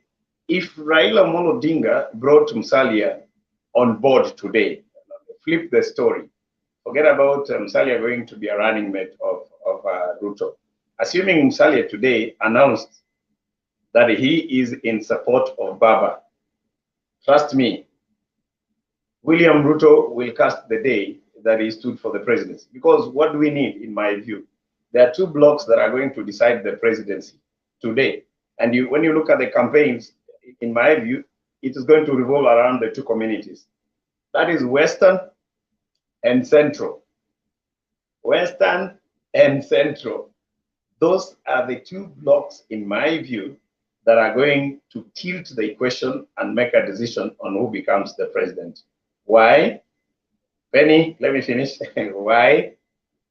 It is because of the obvious reason. In my view, Baba is risking, and he will risk. Community was right. Baba will risk to give the deputy presidency to one of the Mount Kenya person, assuming all factors remain constant as far as his support base of Western is concerned. He will make an assumption that regardless of where Musalia will go, the Luyas will vote for him. That is a risk that he's going to take, and for sure that is what he will do. And Ruto is most likely going to take the risk of picking a running mate from Western, where he anticipates to eat into the support base of Baba. Is an issue of tit for tat, because the only way you can defeat Ruto is to eat into the voting bloc from Central. The only way you can defeat Baba, if he has eaten from Central, is to pick his votes from Western, because you cannot pick them from Luo Nyanza. You can't. It's not there. Raila is not interested in Rift Valley. He's only interested in Central. So he'll give them a running mate. And Ruto, knowing that he thinks he has all the votes from Central, having the choices that he has, in my view, he'll go for Western candidate. Reason is, everybody who has been thinking that he must join Ruto by him offering the candidature or any other goodies, they have already run out of him. Kuria is not with UDA, for your information. The former Minister for Agriculture is not with UDA. We talk about Mother Karua, they are not with UDA. They have formed a different organization where Mukisa Kitui and the rest are concerned. Reason is, UDA wants them to dissolve their parties to join them. So those who are not with Ruto in Mount Kenya, they are already charting their path. Those who have remained with him, they have not given him conditions. The last time I checked with the Gachaguas and the fella who is Gachagua, and then who is that? And the other group of the fellas from Mount Kenya, I didn't see them having a condition. Those who gave conditions to Ruto, they're already out. The reason why he wanted to do that, lastly, to emphasize that point, he wanted to be given the freedom to toss the coin of a running mate away from Mount Kenya. Now that you have waded into it, allow me, Bernard, to say one thing. In the previous election, there was something that happened in NASA. They didn't field candidates as NASA. They fielded as parties. So that meant each of the NASA principals were measuring their strength within their wherever places they thought they were strong. Bernard probably can confirm how many of the MPs from Vihiga were ANC. Vihiga's Musalia Mudavadi's home, I don't think there was an MP from ANC. And you see that's the majority of the MCAs are ODM. The governor is ODM. I think the two MPs are ODM. I think so. So you see, and even yesterday, if you listen to Malala, he said that the Busia, Kakamega, and Vihiga are being controlled by ODM. So he's actually saying that they want to punish Baba. And you see, at that point, the competition was on the ground. Mm-hmm. So when you want to talk figures, we can blot his ego and say yes, he has some sense of control. Kindly mute, Patron. We can blot his ego and say that he has control down there, but when you start talking figures, in my view, he's been in politics for long, so there's respect. But I think when now the rubber meets the road, even when he ran, I think Bana talked about it some time back here. When there was a time he was a candidate, presidential candidate. And did he beat Baba in Western?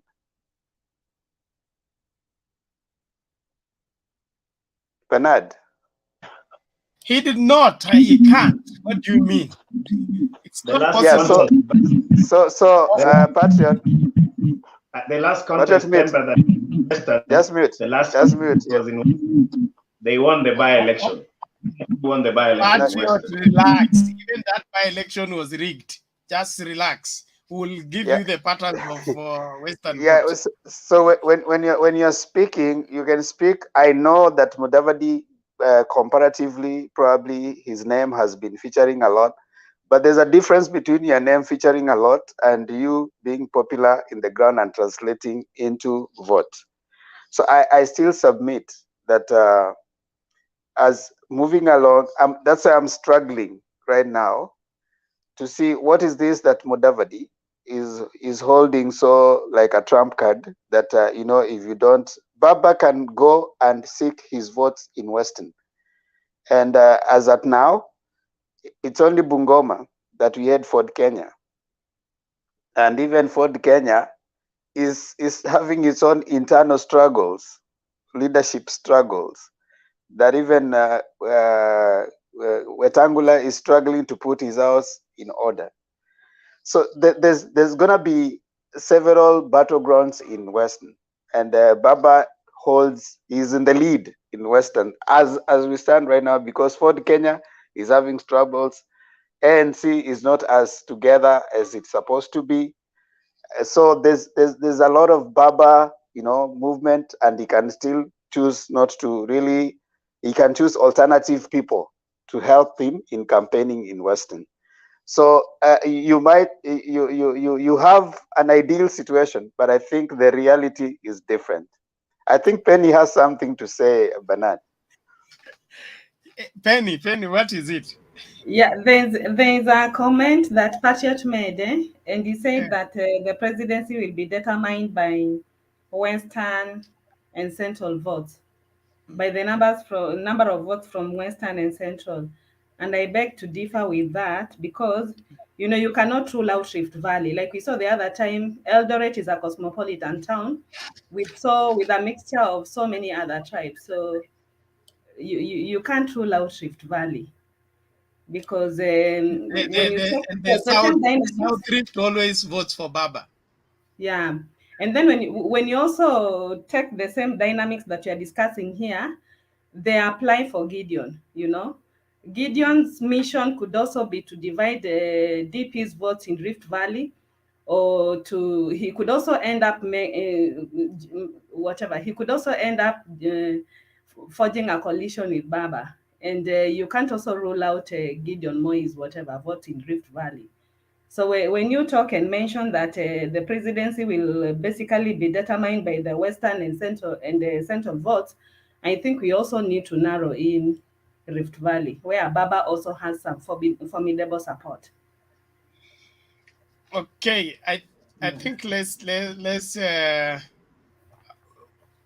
before we go to Jack Gindube, I would want to say this about Musalia's significance in Western. No doubt that if he's on Baba's side, it will warrant no serious campaign launched in Western. That is a guarantee. But Musalia's crossing over to UDA does not leave Baba exposed in Western.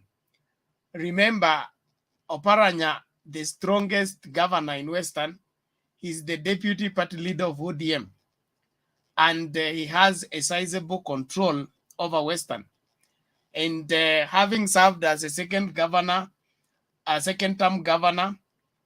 leading the Western Kenya campaign, will guarantee Baba, if he has done his worst, will get 60%. Worst performance of Baba.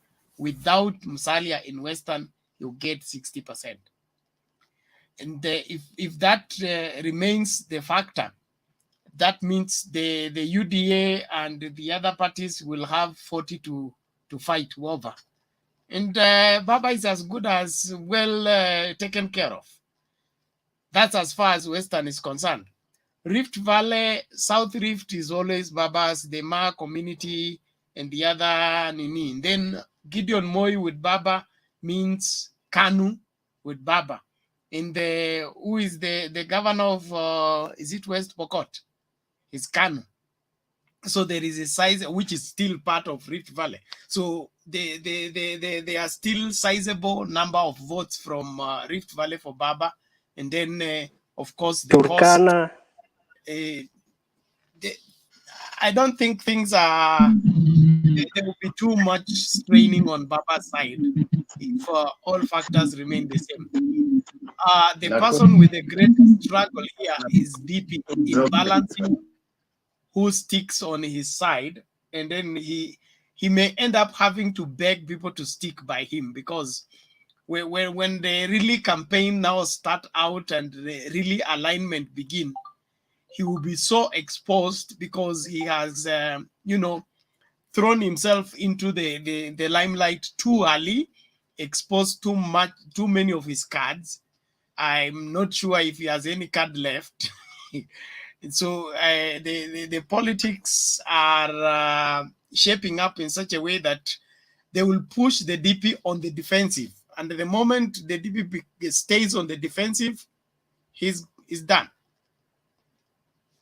That's what I think. Yes, Patriot. They have a Patriot, that line up there, Bernard, that line up there of Bernard, Themba, Penny, Patriot. Now you guys have formed a gang. Eh? You're just exchanging within yourselves, Bwana.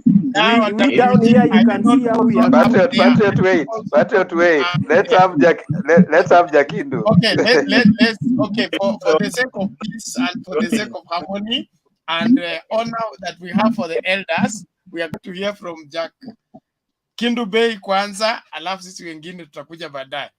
Karibu baba. Asanteni sana. Karibu siku tatu tangu siku ile sijapata nafasi nyingine tena. Tunafurahi kukuona leo, karibu. Sasa mimi kuna kitu moja inanishangaza sana. Ninaposikia watu mnapojadiliana, ni kama sisi saa zote tunasahau vitu ambavyo vimetendeka na kuangalia, manake hizi ndilo zinatakiwa tuangalie viongozi ni viongozi wa namna gani, kwa sababu mtu kama Musalia, Kalonzo, Ruto, hawa ni watu waongo na wanatuambia uongo kila siku kwa macho yetu. Yet unakuta sisi bado bado wanazungumza juu ya hawa watu. Hawa ni watu waongo, wametudanganya machoni. Ruto anadanganya kila siku. Juzi tu hapa Ruto amechukua mtu ambaye ni tapeli, anatembea na tapeli. Makamu wa rais mzima anatembea na tapeli, tunaona kabisa tapeli ni huyu. Anasema huyo mtu ni mfanyabiashara, hana ofisi, hana address. Lakini Wakenya bado tunaamini, bado tunazungumza juu ya, unajua hii ndio kitu moja inanishangaza sana sisi, kwa ndio maana tunachagua viongozi wabaya alafu tunaanza kulalamika. Hata wakati wakichaguliwa walikuwa washitakiwa. Tumewachagua alafu sasa wale watu wamewachagua wanalalamika ati hii serikali ni mbaya. Na ni mbaya na mliambiwa ni mbaya. Musalia Mudavadi alitudanganya sisi wana Kenya wote kwa macho yetu kusema tunaenda kuapisha baba. Akitembea Kenya mzima akituambia na Kalonzo na Wetangula. Halafu hawafiki na wanasema uongo. Halafu sasa wanarudi kwa macho yetu wanasema tunataka kuwa president.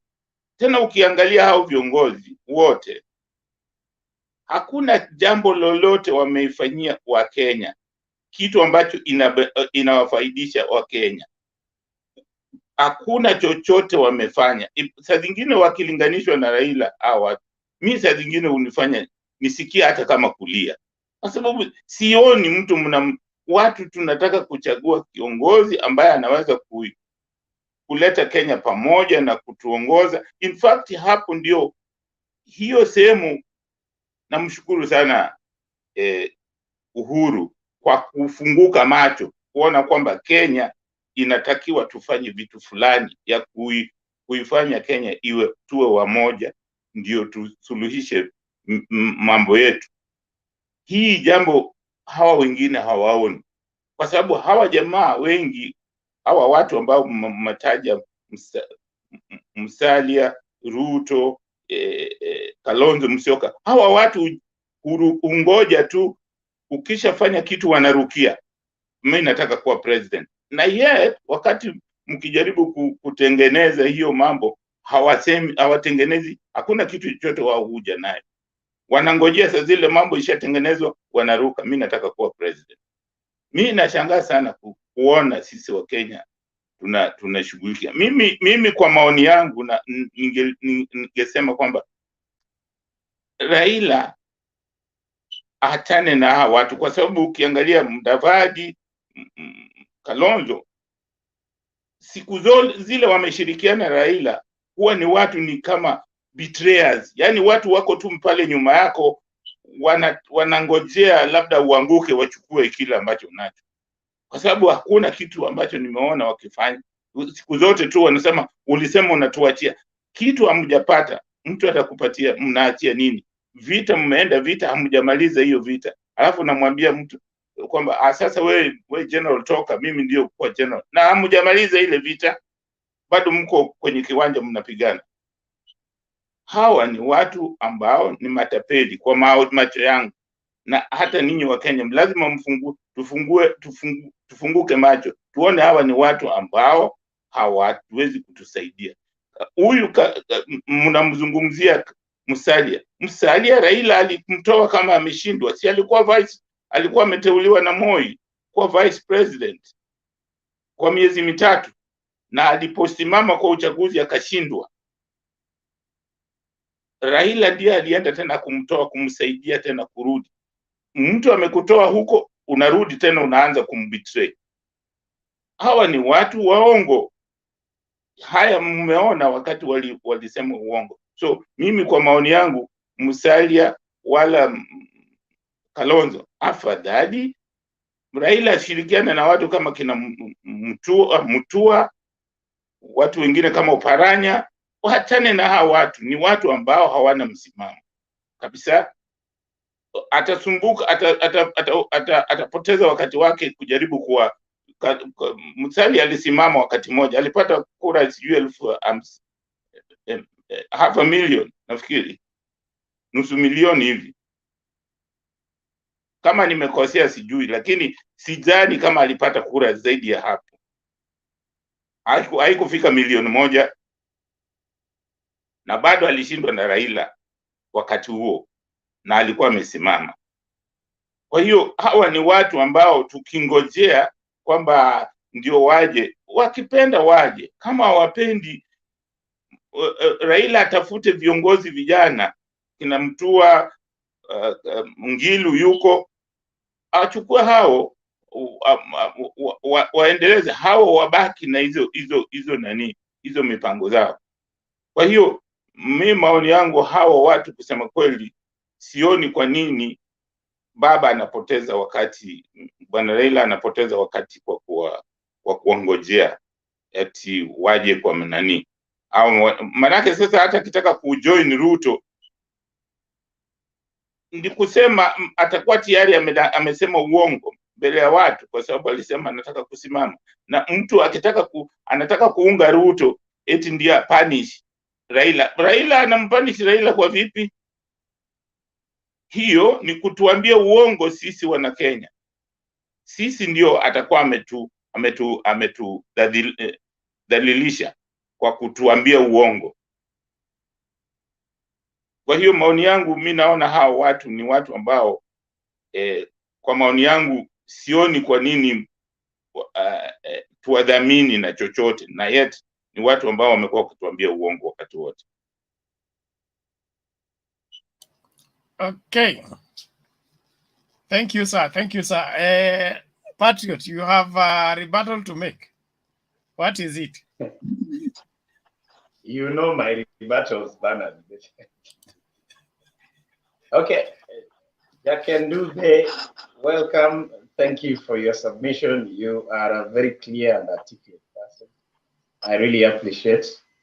And the fact that you look like you have been here long enough, I'm sure you are speaking from wisdom. However, I have a few lines that I wanted to just join onto the sentiments that you've actually, brought forward.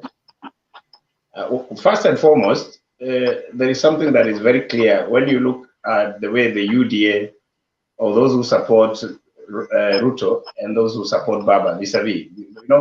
There's one thing that divides the two groups, and that is the language. The people who support Baba, we are very careful on how we choose our language because the campaign is still on. We are still valuing each and every vote that is out there. And as far as I'm concerned, Baba, either publicly or privately, he still appreciates the role the three gentlemen that you mentioned will play in his aspiration of becoming the 5th president of Kenya. So in my view, my brother, you have brought in very good points, but I don't agree with the language that you have used because that is what builds a wrong perception. Some of us who are not with UDA, we are not in UDA for any serious reason. It's because of the kind of language they peddle their stories with. It gives us no room to listen because psychologically it gives us internal destruction that remain permanent in our memories. So the way you package your message, as much as you're doing that with passion, in my view, where I come from, my background, and what I believe in, the language carries the day. So I wish that as you do that, you actually use kinder languages to define them, because this is a platform that they also watch. And the last statement, which I want to say, is this, and we don't need to agree because we are discussing and we are learning from both sides. I believe the three gentlemen today, Kalonzo Musyoka, Gideon Moi, and Musalia Mudavadi, as much as they might not have the serious numbers that Baba is really looking for, politics being perception, if today, tomorrow we saw the breaking news, the OCA have withdrawn their candidature and they are supporting Baba, in my view, that might even take Ruto back to the drawing board, and I'm sure he'll be prepared to write his concession speech. Why am I saying so?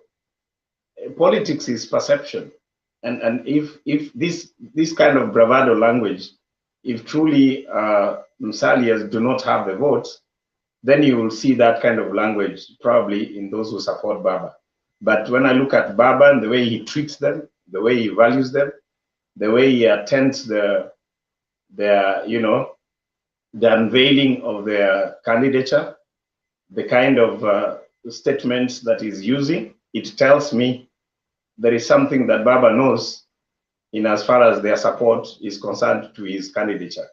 So my constant position, which I want to be known very clearly, and I'm sure I'll remain with that until things change, is that Musalia Mudavadi, the fewer complications we have in the Baba's base, where we have a lot of hope to pick Luya votes for presidency, Raila, the fewer complications, the fewer angles we have in Western, the better for Baba.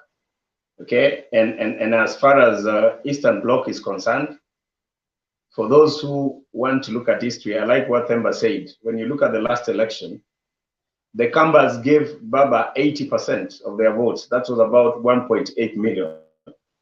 Those are very serious votes. You cannot, risk those votes to be divided by saying Kalonzo is not important now. And I think for a serious politician, every vote counts. Anybody that you can bring on your side, you must treat them with a decorum, give them respect them even when they don't deserve it, because politics is Patriot. And my standpoint, and I think the language really counts. Thank you. Patriot. I think Jakindu Bey was just right. It is in public domain what Jakindu has said. Those people, and that is in the books of history. I think if you are describing something it is in the book of history. In fact, even when Jigi said it, that these people ran away from Baba at the point of need, and it is something they are hanging with in their head, and we will keep talking about it. I don't think it is, and in politics, if things change tomorrow and Ruto joins Baba, he will become a darling to all of us. But for as long as he's still on the other side, we will, of course, point out things that is not appropriate with what he's doing. So I don't think Jakindu has done anything out of the way. He said the truth, and all of us know that Musalia Mudavadi, Kalonzo Musyoka, and Weta, they ran away at the opportune time, at the time that was most needed. And whether we say it or we don't, it is hanging in their head today. I'm sure they regret that particular thing that they did. Secondly, I don't. Yes, WG. Yeah, I wanted to beg to side with Patriot a little bit. He has mentioned something that is very important. That politics is about perception, and I think this is the route also Uhuru Kenyatta himself has taken.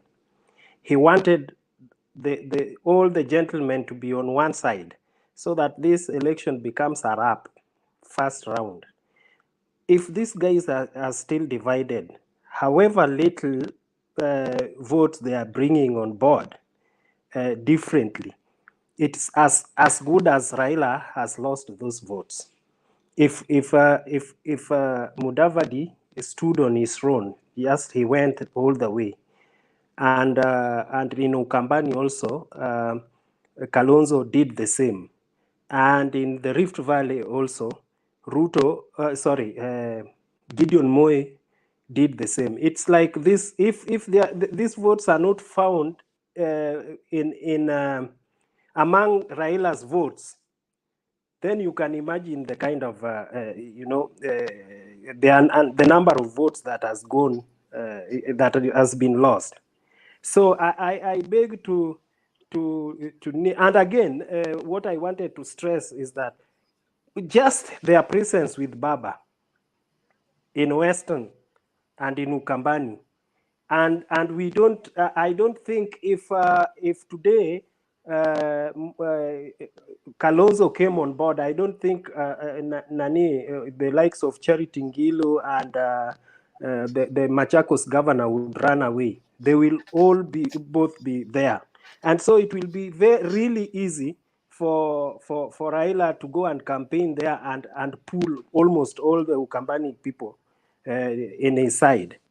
So that is my. I think I support Patriot. You guys.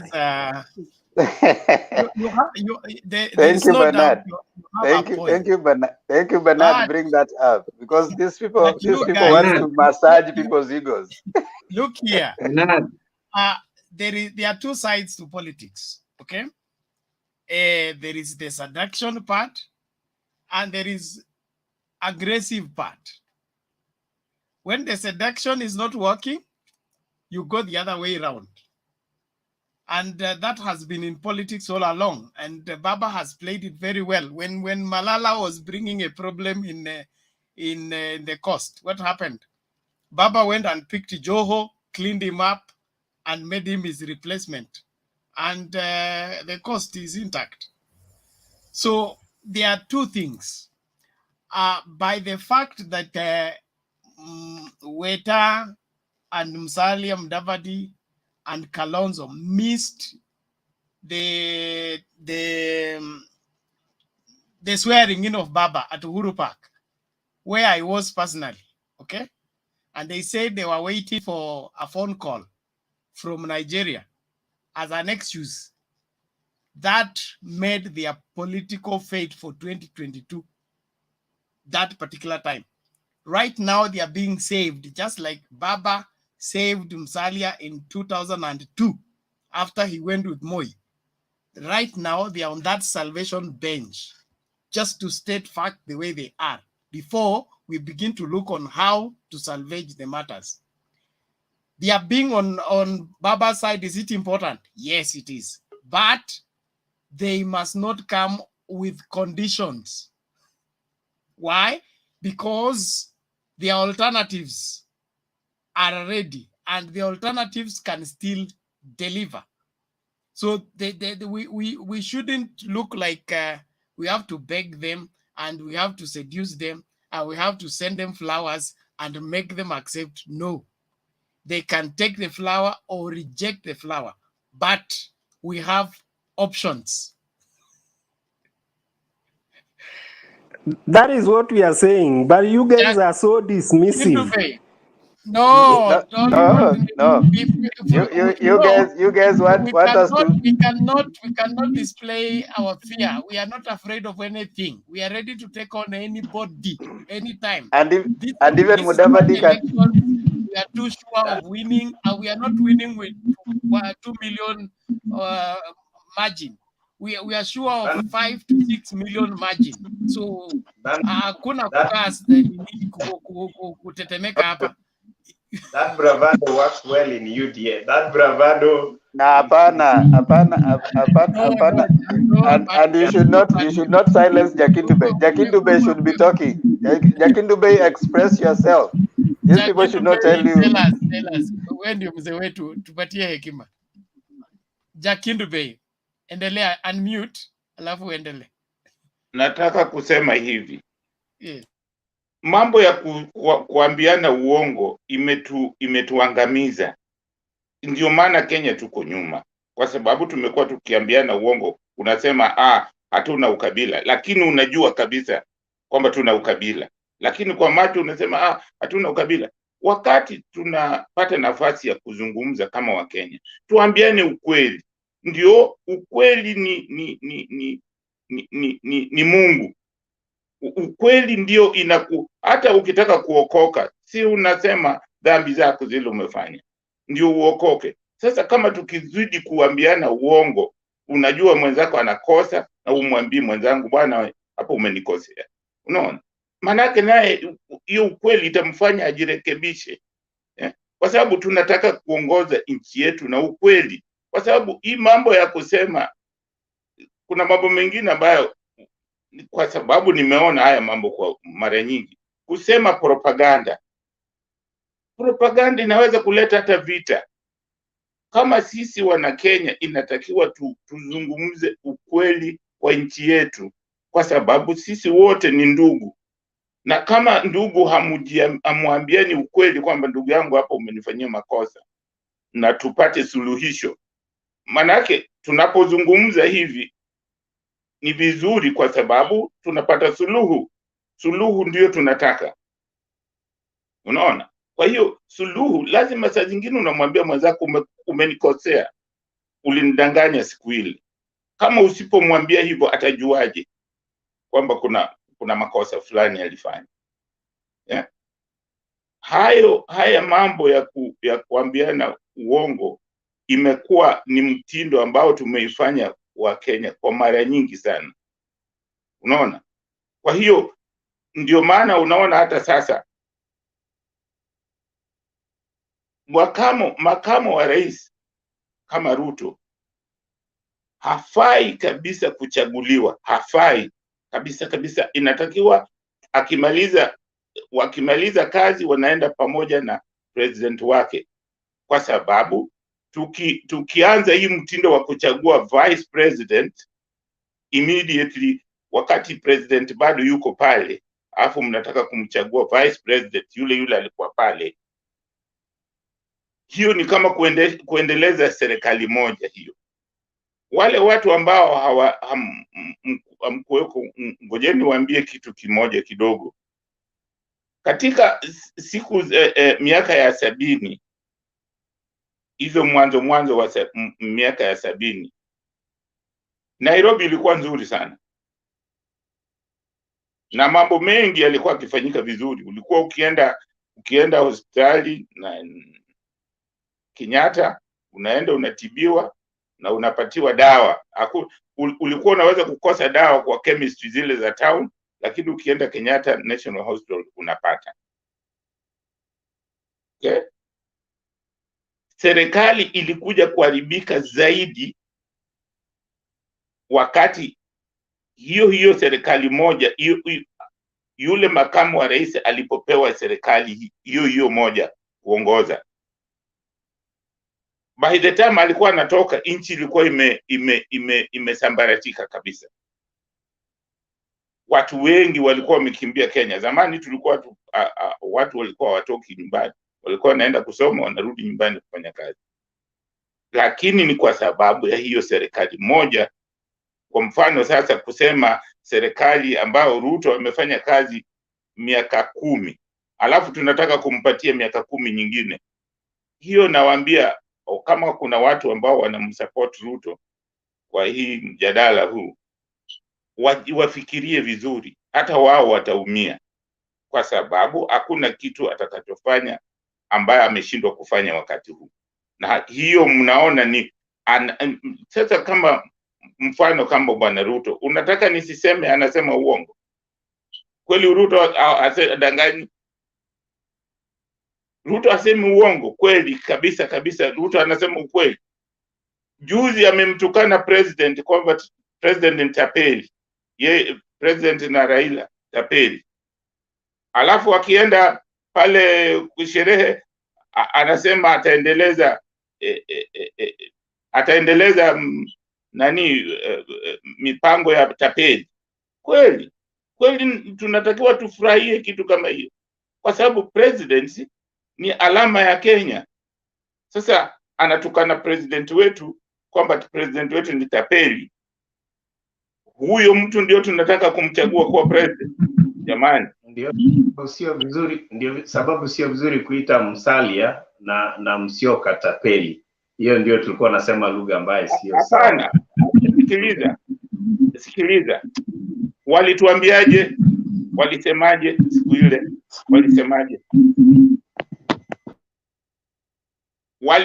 Waliambia watu waende pale kiwanjani kuapisha rais Uhuru Park. Walituambia twende pale. Kama kungekuwa na mauaji, walikuwa wanatuambia sisi twende tuuawe, wao wabaki. Hiyo ni kweli? Hiyo ni mtu anasema ukweli? Hiyo ni uongo. Hiyo ni uongo tena mbaya zaidi. The worst, kwa sababu pale ilikuwa ni hatari. Chochote kingeweza kutokea pale, na mtu anakuambia uende na yeye haendi. Alafu na sasa huyo mtu utake kumwambia bwana, hiyo umetukosea. Hiyo ni makosa makubwa sana. Kwa kweli, kama wangekuwa katika nchi kama ya Uingereza au Amerika, huwezi kusikia jina lake tena. Huwezi kumsikia jina lake tena, kwa sababu ukionekana umesema uongo, hiyo uongo peke yake inaweza kukufunga. Bwana jamaa moja alikuwa waziri hapa, anaitwa Achi, alisema uongo tu. Alisema kwamba alipatikana na bibi, waandishi walimuona na malaya, akakana. Lakini walipo investigate wakakuta ye ni waziri na amesema uongo, alifungwa miaka 5. Na mpaka sasa mambo ya siasa yake iliisha completely, hajulikani. So uongo haifai kabisa. Kwa hiyo mtu kama anasema uongo, lazima tusikubali wale watu wanatudanganya, tunataka awe kiongozi na unajua kabisa huyu ni mwongo. Bernard, there is another aspect. Hawa watu ni watu ambao hawawezi hata kututetea ulimwenguni. Kama wanatuogopa pale nyumbani, je, walimwengu je? Wanaweza kututetea kweli, kusema msichukue hii almasi yetu ama msichukue hii oil yetu, tunataka tuweke mkataba mzuri? Watafanya hivyo kweli? Hawawezi. Mimi kwa maoni yangu hawawezi hawa. Ni lazima tujue kiongozi, ni lazima tuchague kiongozi ambaye tunamjua kabisa kwamba ni jasiri. Unaona? Kwa sababu hii dunia hakuna kitu unapewa bure na mtu yeyote hapa duniani. Kila mtu lazima uhakikishe kwamba unaangalia upande wako na unaangalia watu wako, na mtu ambaye anakuwa kiongozi wetu lazima awe kiongozi jasiri, kiongozi ambaye anaweza kututetea. Mzee, labda kidogo nikiuliza,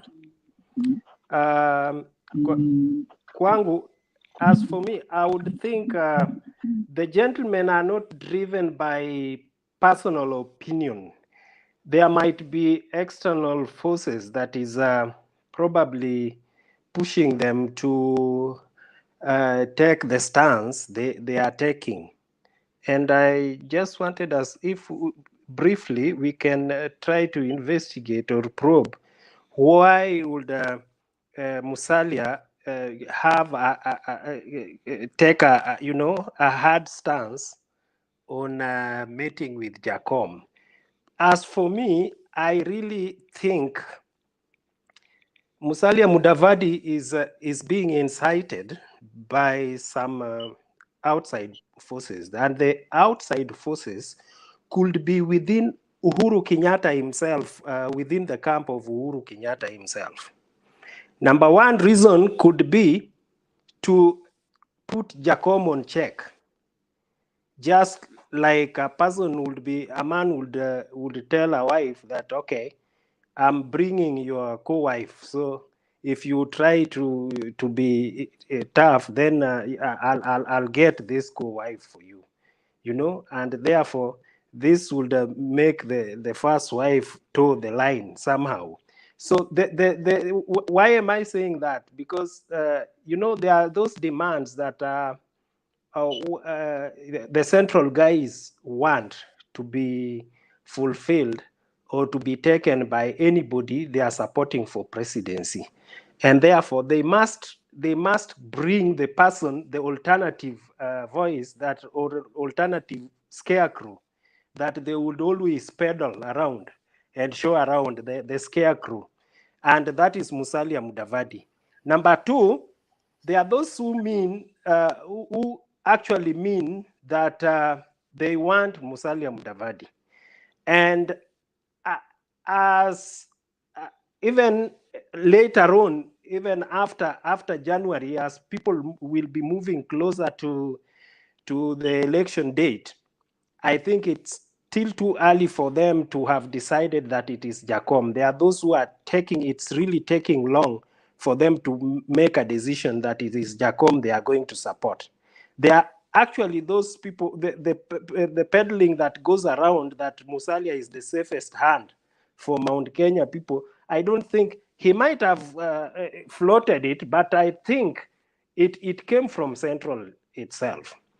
Because even last time when they were meeting the Mount Kenya Foundation, there are some utterances that Musalia was uttering or uttered that time that I only heard them, Mount Kenya people are the one who are concerned about that. Look at the rent issue. Did someone hear Musalia also repeating the Luos not, remitting rents to the landlords? He also mentioned that, and that is why I thought his stance, the stance he's taking, is not his. He's being pushed, and therefore, And therefore, let me just finish in conclusion. I think if that is the case, then that would leave Musalia to be a very selfish person, because this country is not about Jacom and him. It is about Kenya. And if he can push that stance to the last minute, even when the country goes to the dog in William Ruto's hands and is not letting it go, then I think it will have done a disservice. And even if he was to benefit this country by becoming the president, I think he shall have punished this country by letting this country slip into William Ruto's hand. Thank you. Asante sana. Unakumbuka kuna watu wanalalamika kwamba serikali hii imewafanya wamezoroteka, kwamba kuna si watu wanalalamika kwamba wana shida na hii serikali, ndio? Na sasa sijui kama ulikuwa 2002 wakati Kibaki alichaguliwa, yeah? Wakati Kibaki alichaguliwa, wakati Raila alisema Kibaki tosha, kuna watu ambao walikuwa hawakupenda, si ndio? Lakini waliona kwamba Kenya was more important, it was the biggest than kuliko wao. Kwa hiyo wote waliunga mkono. Sasa Musalia, kwa nini haungi mkono?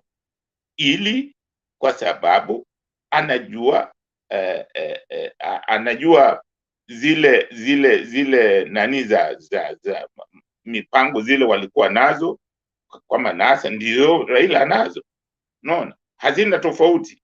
Sasa kwa nini asiunge mkono? Kwa sababu ukisema yeye ni mtu anasukumwa na watu kutoka nje, hapo sasa ndio inatakiwa kiongozi ambaye anaangalia, anasema hawa watu wa nje, ni nani rafiki yangu zaidi, ni nani namwamini. Inatakiwa amini Jacom, kwa sababu Jacom amechukua na yeye muda mrefu, sehemu nyingi wametembea muda mrefu.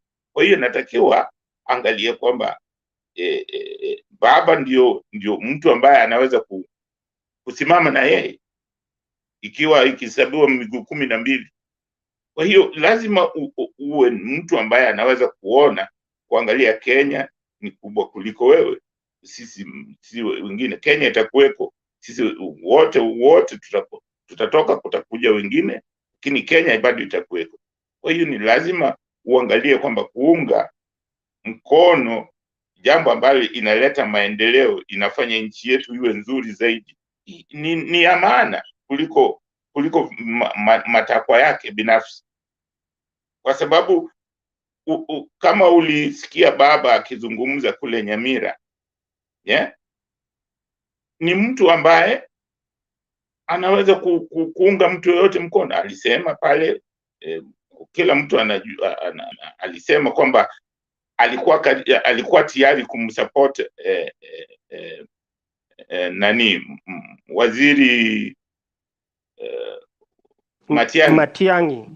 Yeah. Lakini Matiang'i mwenyewe ndiye aliangalia akaona pana, akasema pana baba, wewe ndio ufanye nini, uangalie uende mbele kwanza, mimi nikae hapa nyuma yako.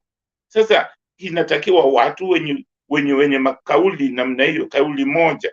Sio kwamba unaona nchi yetu, tunataka nchi iwe na maendeleo, tunataka watu wapate kazi, tunataka watu wafanye biashara, lakini lazima tuwe na mikakati ambayo inajulikana, yeah? Sio mtu anasimama mbele ama anajaribu kukataa kwa sababu anasukumwa na watu fulani.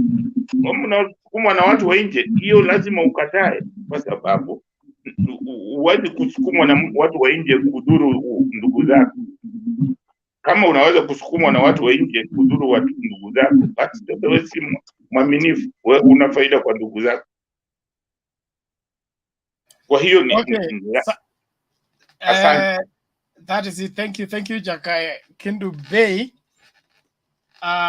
Before I bring in communities lifting his hand and who else? Geoffrey has just come. Patriot is more than ready to bring that in. I simply want to say this, and as we begin to close too, I want to say this. Musalia Mudavadi's premise of campaigning for presidents has not changed since 2013. And that is offering himself as an alternative. And the moment you begin to offer yourself as an alternative, you're already on the receiving end. Ni kama kwenda umependezwa na msichana fulani, na msichana pia alikuwa anachumbiwa na ndugu fulani. Wewe badala uende kujitetea ukisema wewe unafaa hivi na hivi, waenda kusema kulingana na vile huyu ako, mimi niko bora kwa sababu mimi ni mrefu na yeye ni mfupi. Mimi niko na pesa, yeye hana. Nini unapigia debe your opposition instead of you stating exactly what you want and how you want it to be.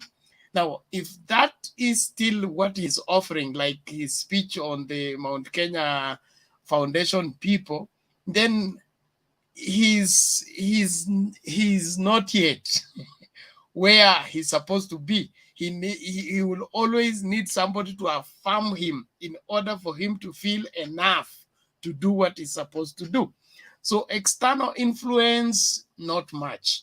But his mentality of being an alternative, he needs to outgrow that, because if he doesn't cut his goals clearly, he cannot pursue them. And if he can't pursue them, he cannot get them. So hii maneno ya kutembelea ile story ya haina, okay? Anaona mkono ina swim, anasema hii mkono itaanguka tu, wacha mimi nifuate. Wenye mikono wataenda na mikono yao, ukingoja mkono ianguke. Sema unataka kukata mkono, watu wajue umekuja kukata mkono. Isiwe eti wewe unangoja mkono idrop ndio uchukue. Okay, Patriot. Chukulia hapo tuone community, alafu turudi kwa Geoffrey hapa tufungashe tafadhali. Bernard, when I came Geoffrey when I came to this platform, Bernard, the last time I checked, you were referred to a pastor. And I still want to stick by the description I was given. And let me reveal here today, 85% of my respect I have for you is because of that title of a pastor. So you can see the kind of a risk that you're displaying here. If you are willing to lose that title, then well, I'll have to adjust. I hope I've not violated anything on pastoral. Anyway, it's all right. So today, I think, you know, this is Kenya. The way we are talking, this is how Kenya has behaved when they are dealing with a very sensitive matter. And for sure, today's topic, I knew it was going to generate a lot of issues. I want to tell you, personally, I'm happy because we learn from when we express ourselves from our hearts. When we express ourselves from our hearts and our inner feelings, then we are properly understood. The only thing that I will remain, you know, insisting, and I want it to be so for the sake of the record. And at the end of the day, I will ask Pastor, you take a vote on this one so that we know which side won. That will be the fair way to go. The language that is not kind to your opponents is the language that is in UDA. It's not with Baba. As far as I am concerned, that is one thing that we have learned from the way we are campaigning. Number two, we cannot afford to lose any support of Baba because of what one will describe as a careless sentiment. You see the joke our brother did, which I agree. Junet is a joker, you know, and that was just a joke, by the way. You see how it was taken out of. proportion. They have made it, they've made it, because we are not used to they know Raila group, they don't abuse people. We are very kind. We only bring out facts. Even Baba himself, you saw the way he has been uniting the two groups whenever he goes to a county. You saw what happened in Meru. You saw what happened when he met Kabogo and the sitting governor. You take, you take a position that reconciles. Reconciliatory tone is what we want to go for. They say they are Christian and yet they are abusers. So that's why I said when you are slapped one side, you give the other cheek, because we need these votes. Raila must get these votes and we must take him up there. The way our brother elderly Jaken Dubey has put it, we know, actually the way you put it, you've been very factual. We were so mad that the time when we needed Western leaders, they waliingia chini ya miti, wakaenda ndani ya mandizi, wengine sijui kwa miwa. That we know. But you see, we don't want to wash our dirty linen in public, because these people, we need them. And the little votes that they have, we all want this to go to Baba, unless the enemy takes them.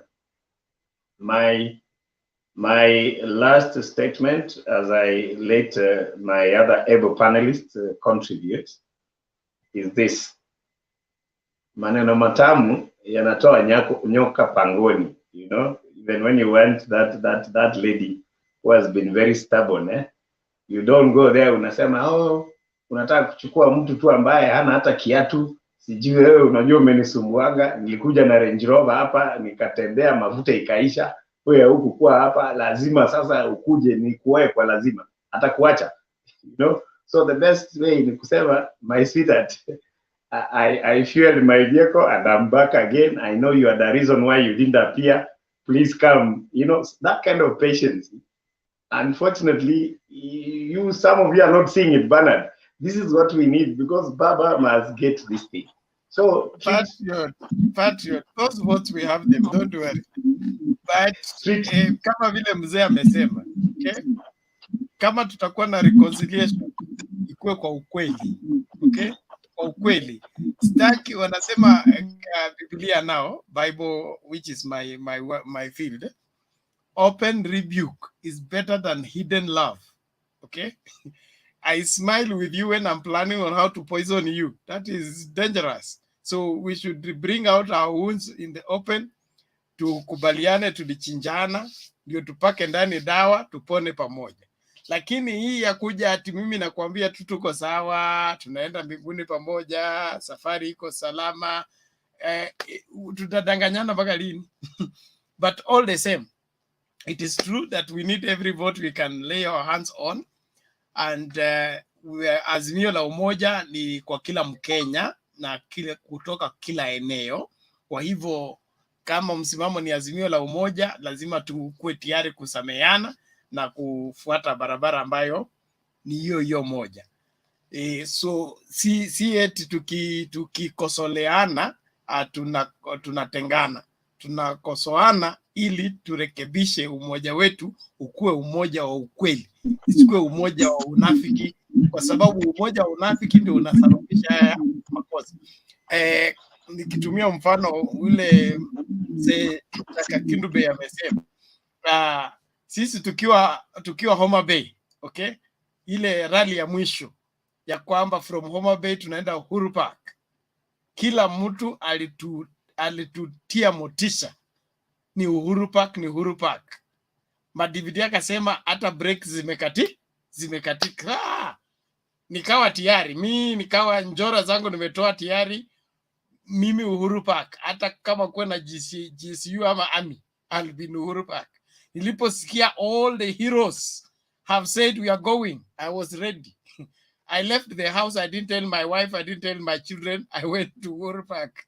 Why? Because if anything happens, I did not carry anybody from my house. I went alone. Mimi kufika huko nakuta jeshi lile lilinitia motisha, nikatoka kwa nyumba. Hapana iko.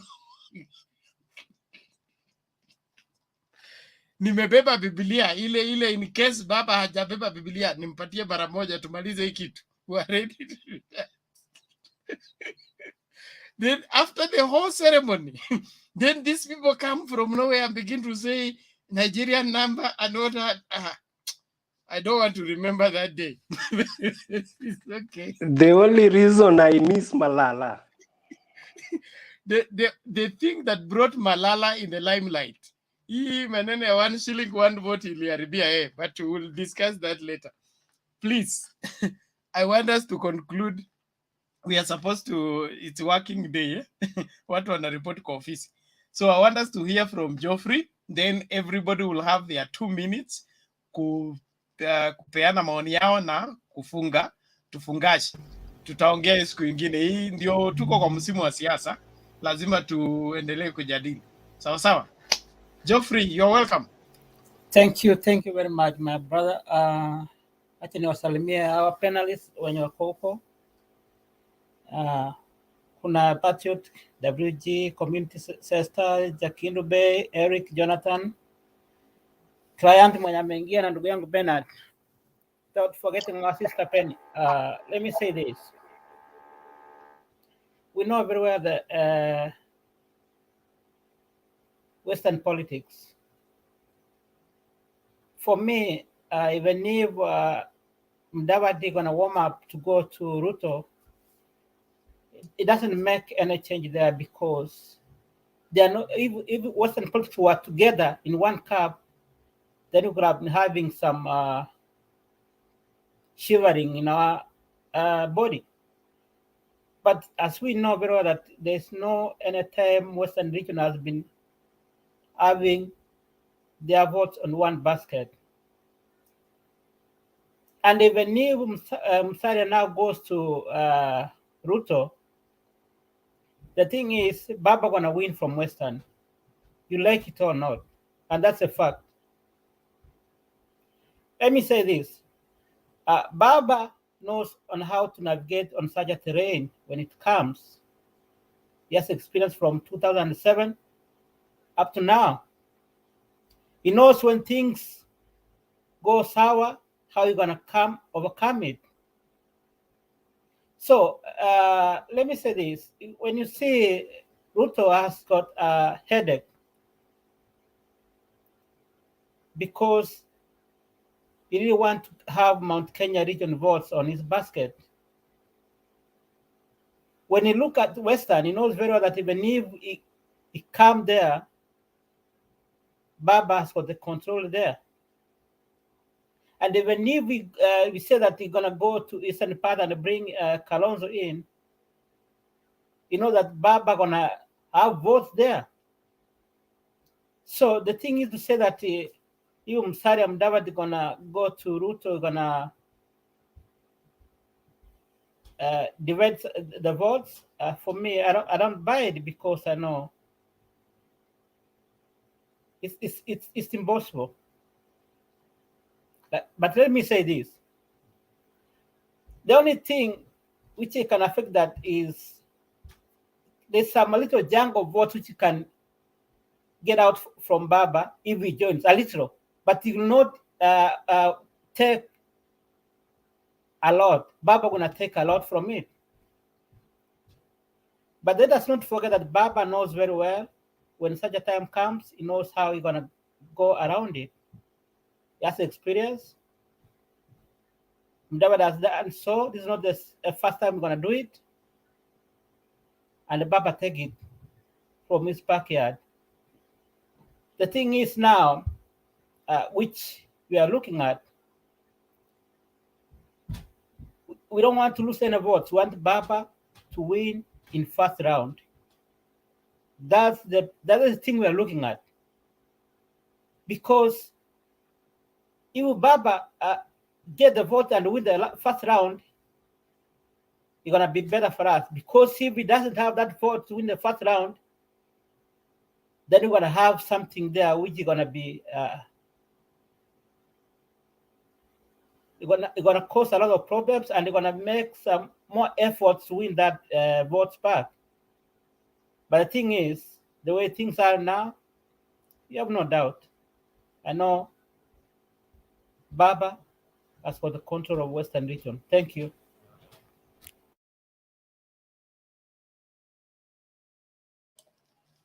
Okay. Okay, thank you, Geoffrey. Client.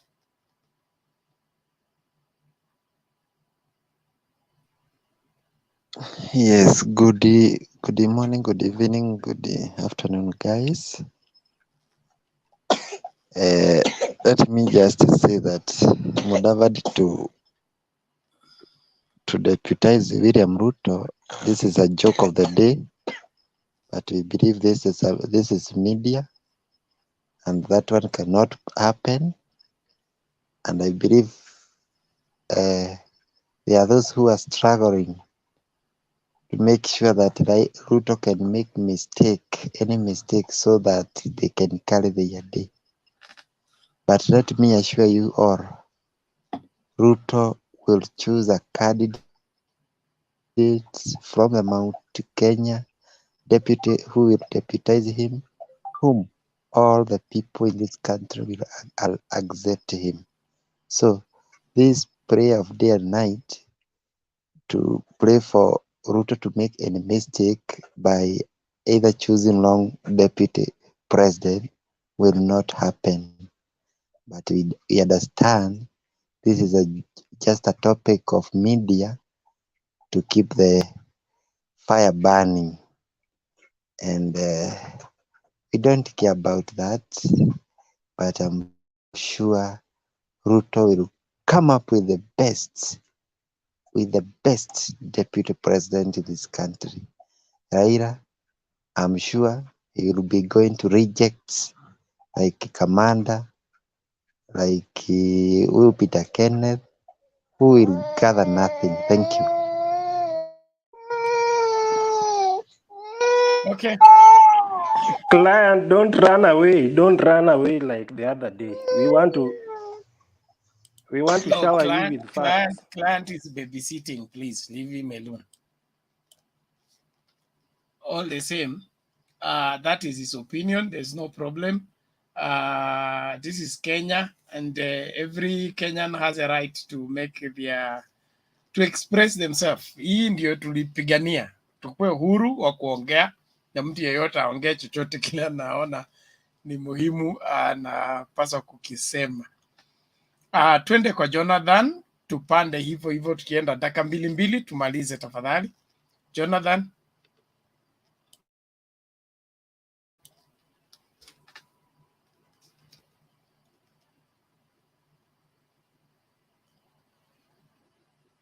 Jonathan, are you there?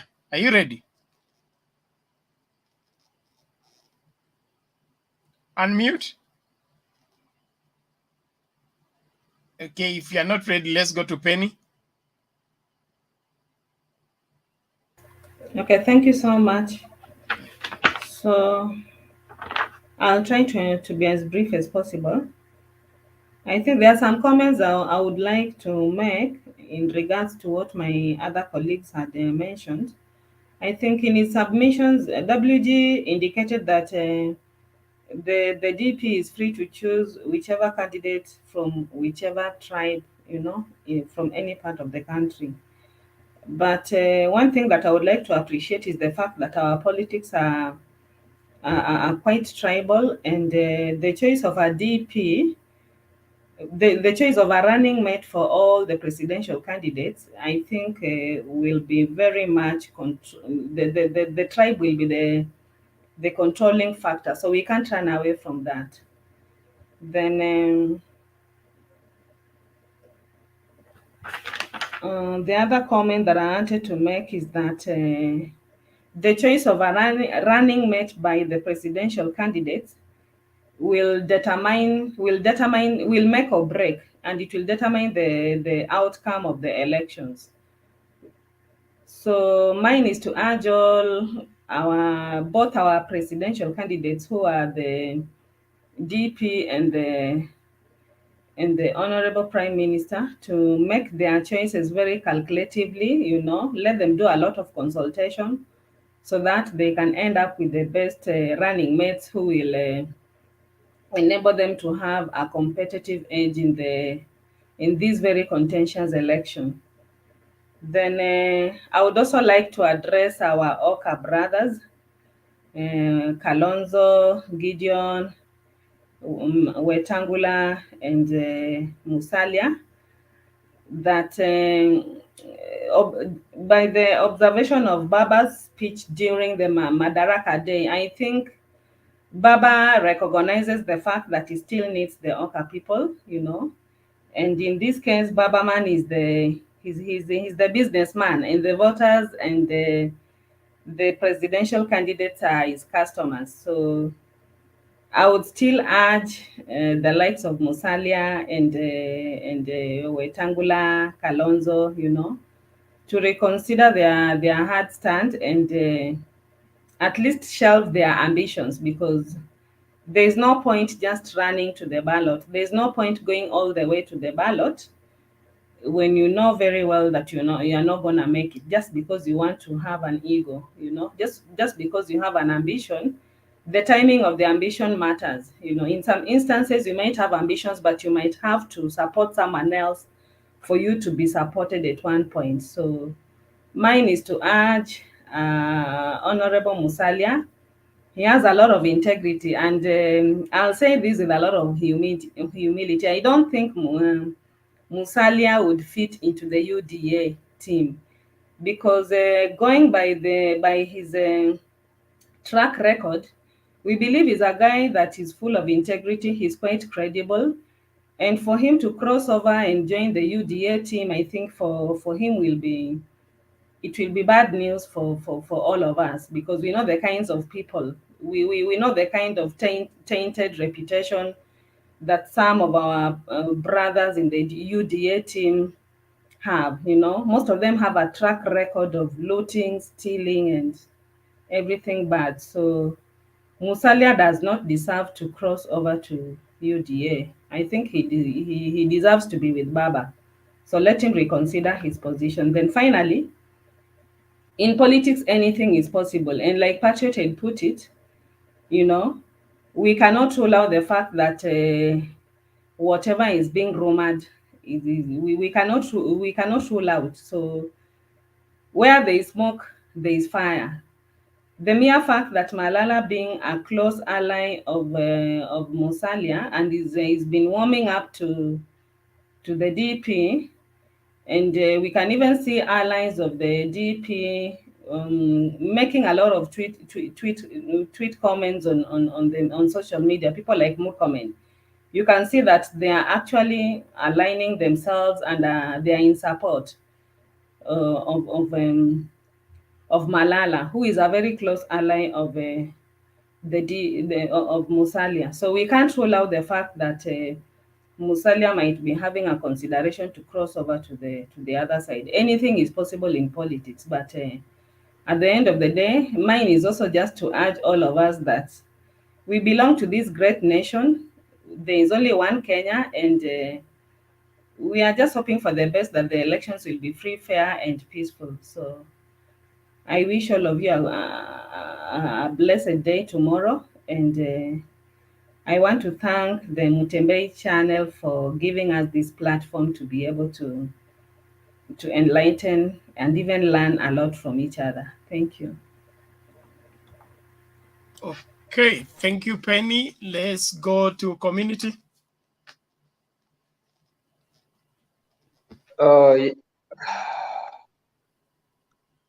Yes, asante sana kwa nafasi. By the way, WG, kuna swali uliuliza kuhusu mambo ya Junet. Junet nini yeye aliongea? Junet in fact mambo yake au marafiki zetu wa UDA waliyachukulia vibaya, but kwa mtazamo wangu ningependa kusema hivi, kuanza ile kitu yenye Junet alikuwa anamaanisha.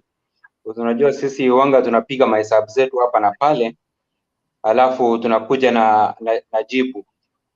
Junet alisema kuwa baba akichukua uongozi CS Kagwe kwa gava atakuwa ni kama mgeni. Ushaona sasa? So watu wa UDA waliichukulia kuwa yani sasa imekuwa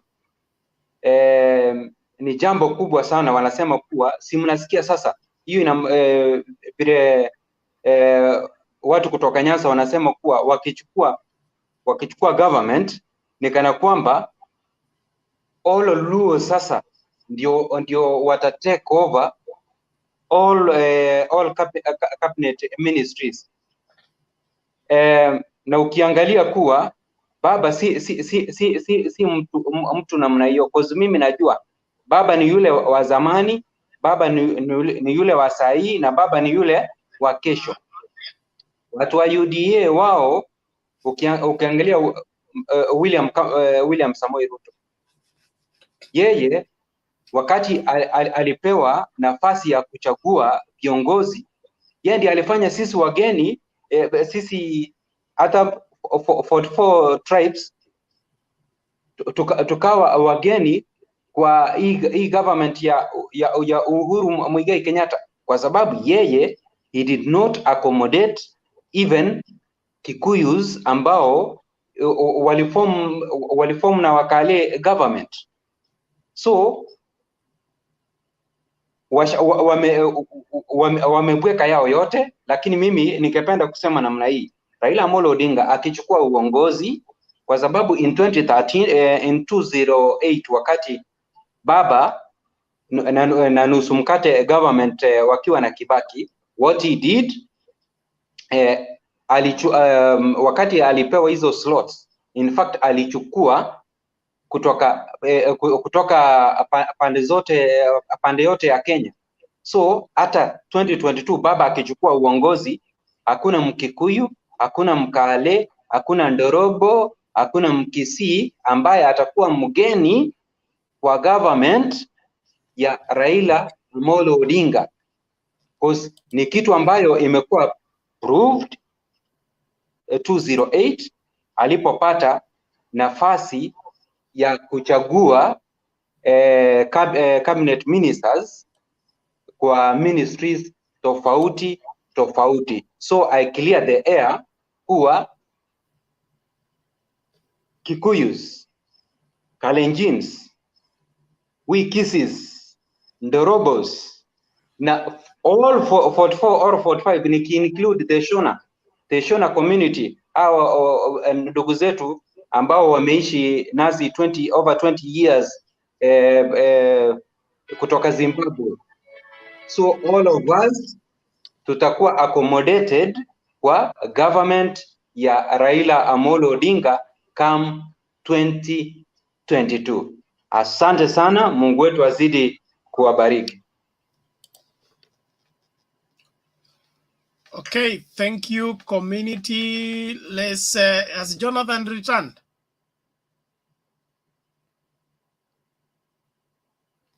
Okay, WG, give your closing remarks. Thank you. I just want to say thanks to Mutembei TV for the opportunities given us to air our views concerning the events as they unfold. I just wanted to mention a little bit on the Junet issue and why the way UDA is taking it seriously. You know, these guys in UDA, they actually don't have any agenda. They don't have anything to tell the voters. Like I normally say, I keep saying that after the Mama Mboga and the wheelbarrow, what next do UDA guys say? Nothing.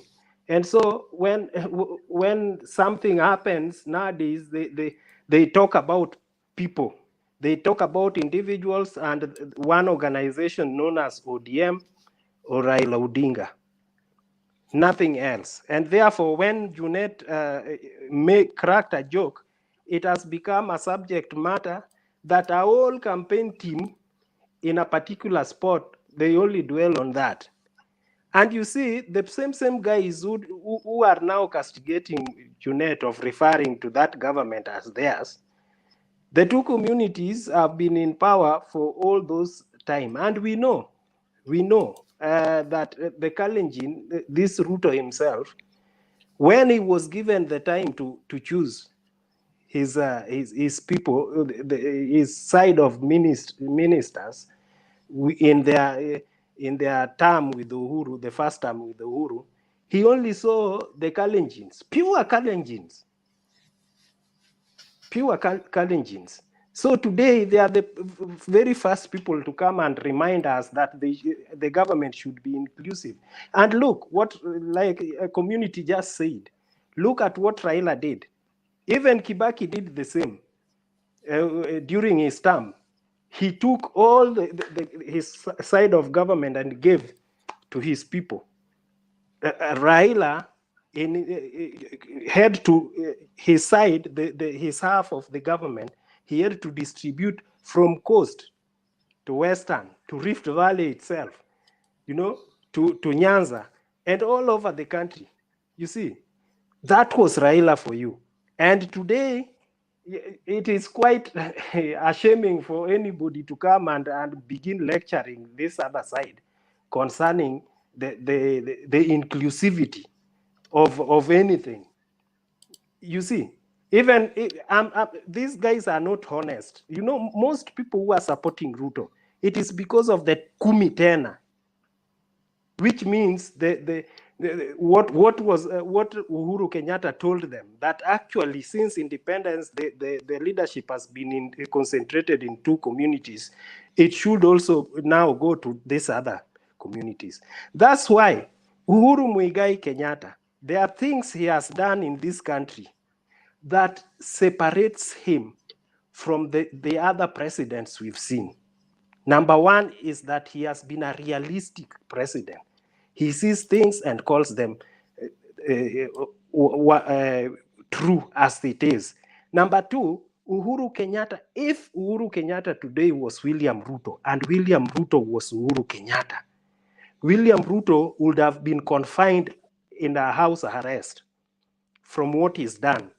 But Uhuru Kenyatta is such a gentleman that he treats it very casually, to an extent that even during the Mashujaa Day, he sat there and just allowed his deputy, even after just some few days after calling him Tapeli, he just left him. What kind of a man is that? That is a true Democrat. And one of the legacy of Uhuru Muigai Kenyatta will be his role in advancing democracy in this country and treating all tribes equally. Like I mentioned the other day, today you walk across Kenya, all over, those development is taking place across. You go to Nyanza, there is development. You go to Western, there is development. You go to Coast, there is development. And unlike those other days in Moi era and those other fellas would concentrate development in some areas.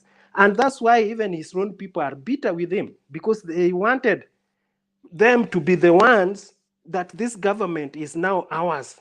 What now they want to put in Junet's mouth. That is the way they wanted Uhuru Kenyatta to treat his government.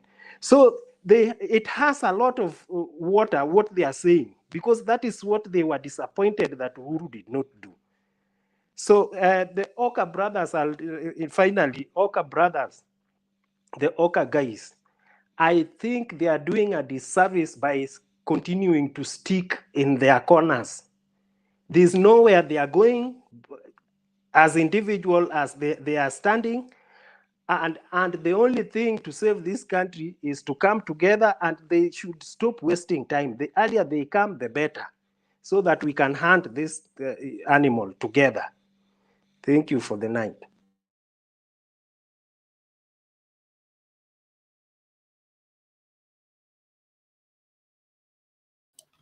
Okay, thank you, WG. Let's hear from Client. Are you there? Or Client is gone. Where are you, Client? Give your closing Yes, remarks. okay, I'm here. Let me just give few remarks regarding this ambiguous topic. Lakini hata kama tuko na hii topic bado huwa tunasoma the star, so no problem. I think one I will touch on Junet, who talked the truth about the ODM mission in this country, to have a rural government, which I believe we cannot afford as a country, and we can describe Junet as a face of as a face and a spokesman of ODM, who always talk the truth about how ODM. Number one, Client, you are not audible. Number two, you are lying. It wasn't a Luo government. Junet himself is not Luo. And he was not speaking that thing in Nyanza, Luo Nyanza. It was in Kisii. You can't allege it is Luo government. Who said that Luo government? Stop lying. You know, One. if you are sleepy, you sleep. Well, One, we cannot afford the rural government in this country, and then Junet is the spokesman of ODM.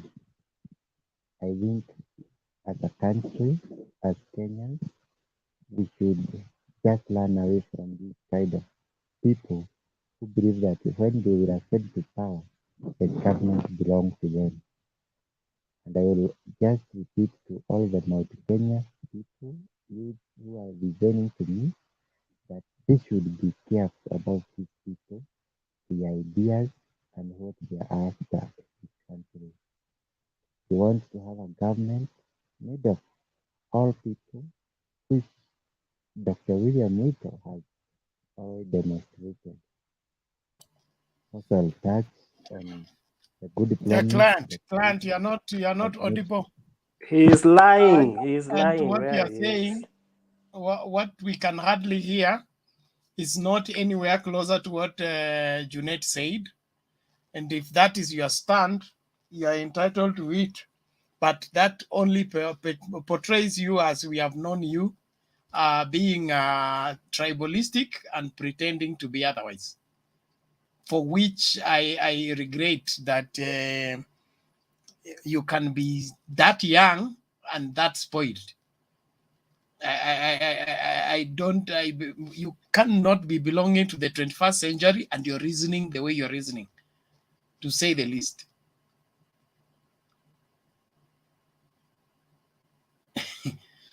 Okay, let's hear from Geoffrey, please, as we close. Okay, thank you, brother. Let me say this. Let us give it 3 to 4 months from now. Then you're gonna see how the political alignment is gonna be.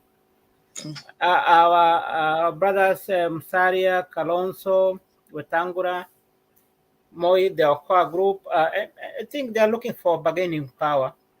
You know, in politics, that's how it is. You're gonna look for bargaining power so that when time comes, you're gonna see who's gonna offer you something which you're gonna be satisfied for. I know they know how Kenya is. They know how Kenya is going, and they don't want to be the wrong side of history. We never look down upon them. We know they are very important. That's why I say in the beginning that right now, Baba is not looking to lose any vote because every vote counts and it's very important. That's the only way we can go for only one shot and that's it. But we know that Baba he knows how he's treating his brothers from Okoa because he has worked with them. And I'm very sure that at the end, they're going to work together. The thing is, let us continue giving civic education to our fellow young people that this coming election is going to determine our country where it's going to go. You know, the life is unbearable back home. Things are tough. And this is the only opportunity whereby you can reclaim our country back so that you can have a country which will be proud of and go to work together. Thank you for Mtembei TV for this platform. And thank you, Brother Bernard, for moderating. Thank you all the brothers and sisters who are contributing, because we are learning more and we are being enlightened about the politics of our country. Have a good night and good morning, those who are back home. Thank you very much. Thank you, Geoffrey. Thank you so much. We appreciate all of you for your contribution. Jonathan is here. Give your closing remarks, Jonathan. Oh, sorry, guys. And thank you very much for tonight. It was a very good debate, and we were not on each other's throats. It was a very nice one, and we thank everyone for contributing. And the last thing I want to say, let's people not take this Bernard like this thing that Junet says in Kisi, like now it's like they are part of their campaign. Now wherever they are going, now they are saying that, you see, I told you. Even Gachagua today say that in their campaign that Raila told that the mountain will wear shorts. What kind of a campaign is that? People should let people sell their agenda, but not started to attack other people's side because they want to win. Let the people win an election with a very clear path. Let us not use other people's mouth to win the campaign. And for the last thing that I would like to say is like, I want to thank you, and I want to thank this take opportunity to thank this channel. And one thing, and the last thing that I will say: on whose hand will you be safe come 2022?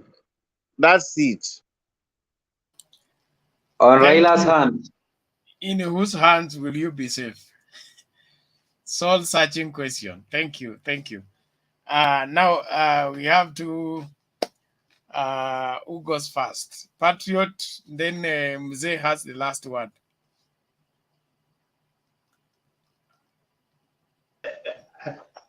I thought I should be the last one, Bernard. Okay, if you so choose, relax. Okay. Jakindube, naomba utoe maoni yako tukifunga station. Okay, asanteni sana. Nashukuru sana kwa hii station, ni nzuri sana.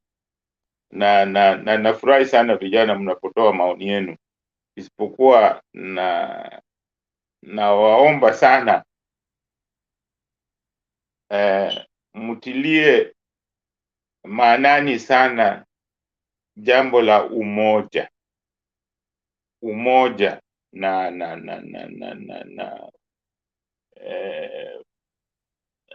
yani tuwe na kitu inaitwa political stability. Political stability manake nchi iko na umoja,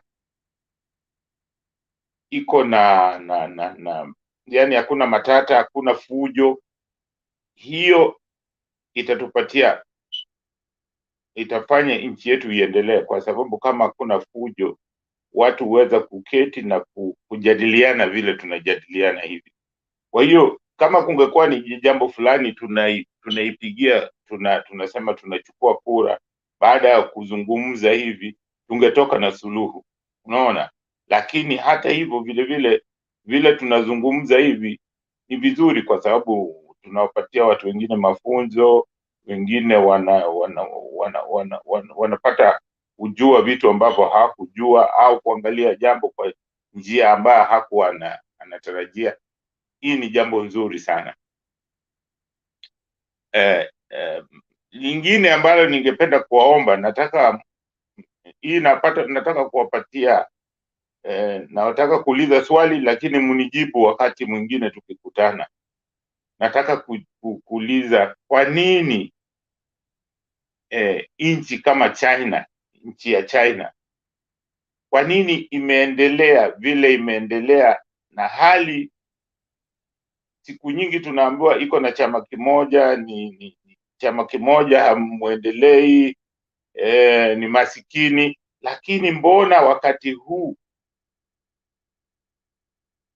watu wote dunia nzima inaomba China pesa, hata Amerika, hata Uingereza, watu kwa nini? Naomba munijibu hiyo wakati mwingine tukikutana, munijibu, kwa sababu ningelipenda sana kujua ni kitu gani, kwa sababu mimi ingawaje tunafurahi sana na mambo ya vyama vingi, mimi kidogo nina dosari. Kwa hiyo mkinijibu siku hiyo nitawaelezea dosari yangu wakati huo. Nawaomba tena sana, mambo ya ukabila tutupilie mbali kabisa kabisa kabisa. Ukabila imetukula, ni kama kansa kwa Kenya. Ukiangalia ukabila imetuadhiri vibaya, ambapo kama kuna mtu bado anajaribu kuzungumzia ukabila, ni jambo ambalo ni mbaya sana, kwa sababu ndio maana tunavurugana. Unaona, hiyo ndio imetuletea mvurugano. Kwa hiyo mimi naweza kusema nashukuru sana Rais Kenyatta na Bwana Raila kujaribu kuleta Wakenya, kujaribu kujenga msingi wa nchi yetu. Nchi ni kama nyumba, usipojenga msingi, hata ukiwa na economy ya namna gani itamwagika. Kwa hiyo ukijenga msingi mzuri, economy itafanya vizuri. Kwa hiyo nyumba vile vile, ukijenga msingi mzuri, nyumba haiwezi kuwa na nyufa. Unaona? Kwa hiyo Kenya kuna nyufa nyingi. Unaona, kuna cracks nyingi kwa sababu ya msingi mbaya, kwa sababu waanzilishi walikosana kabla hawajajenga vizuri. Kwa hiyo mimi naomba tuunge mkono sana rais na Bwana Raila kujenga, kwa sababu mnaweza kuona mrengo wa Ruto anasema anataka kuleta bottom up, lakini kwenye msingi gani? Kwa sababu huwezi kuleta tu anasema bottom up, lakini msingi gani? Mkakati gani? Mipango gani unaiwekelea hiyo? Hakuna. Kwa hiyo yake vijana ambao wanafuata hiyo, na wahakikishia kabisa vijana, mtatumbukia, mtaenda mahali pabaya, mtaipeleka nchi sijui wapi, mtaipeleka vibaya, mtarudi tena kuanza kulia kama vile mnalia wakati huu. Kwa sababu nikisema Bwana Ruto ni mwongo, wengine wanasema, lakini mimi namuona ni mwongo, kwa sababu anasema yeye alifanya maendeleo kwa ile serikali miaka mitano iliyopita. Yeye ndiye alikuwa, ni kama yeye ndiye alikuwa president. Yet president anatuambia kwani saa hizi jamani hakuna kazi za serikali zinaendelea? Ile barabara imetengenezwa kutoka huko airport mpaka huko Waiyaki, imejengwa mwaka gani? Ilianzwa lini? Imefanywa juzi baada ya hiyo action. So kwa nini anasema hakuna mpango, hakuna maendeleo inafanyika? Tusikubali kudanganywa. Asanteni sana. Mwe na wiki njema, na natumaini tutakutana tena. Asanteni sana. Okay, asante sana. Tunakushukuru kwa mchango wako na hekima ambayo umeongezea katika vipindi vyetu, na tunaamini kwamba tutazidi kujadiliana ili tuendelee kusaidia nchi kwa kufahamu mambo ipasavyo. Kwa hivyo ubarikiwe sana. Nashukuru. Let's now get the last word from Patriot, even as we end the show. Patriot. Oh, it's a great honor to be the last person to speak on this platform. I want to to apologize for my network. I don't know whether somebody's sabotaging this. This is the third time it's happening when I'm almost concluding and my phone starts rebooting itself. I don't know. I will have to find out. But I'm a man who believes in God. I believe it's just coincidence. But if it happens again, I think I might change my gadget. So, Jakendu Bay, you are a great man. You are a very eloquent. You are audible. You have come out very clearly. And I want to say, because of our discourse, I think I have learned a lot from you as an elderly person. And it is within your discretion to know whether we have given you any lessons. But from my end, I think I would say we have learned a lot from you. And trust me, I think we have known some of the things that you might think you have been hiding. You must be a leader wherever you are. I think you have made achievements in life, and that's clear to some of us. So don't think it has gone unnoticed. I really appreciate your tolerance, because as younger people, we might be a bit unruly the way we do things, but leadership is tested when you have that opportunity to lead the younger people. I really appreciate, and this is from the bottom of my heart.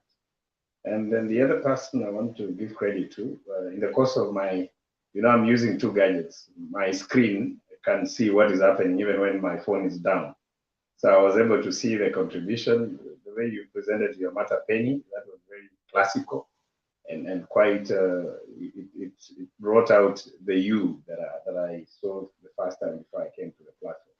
I think in your submission, you also presented, a story of a person who has learned something from the discourse, and I like the way you put it. Trust me, that's what we want. And on gender matters, when you stand out that way, you're an encouragement. There are people who are happy out there to see you representing them with a lot of diligence the way you've done it. So kudos to that presentation.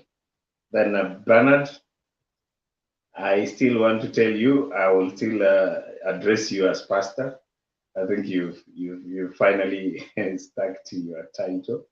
That's nice. And trust me, we really enjoy that. When you reason, you give us, you look like you're annoyed and yet you're not. You play with the human psychology, the brain, and people talk.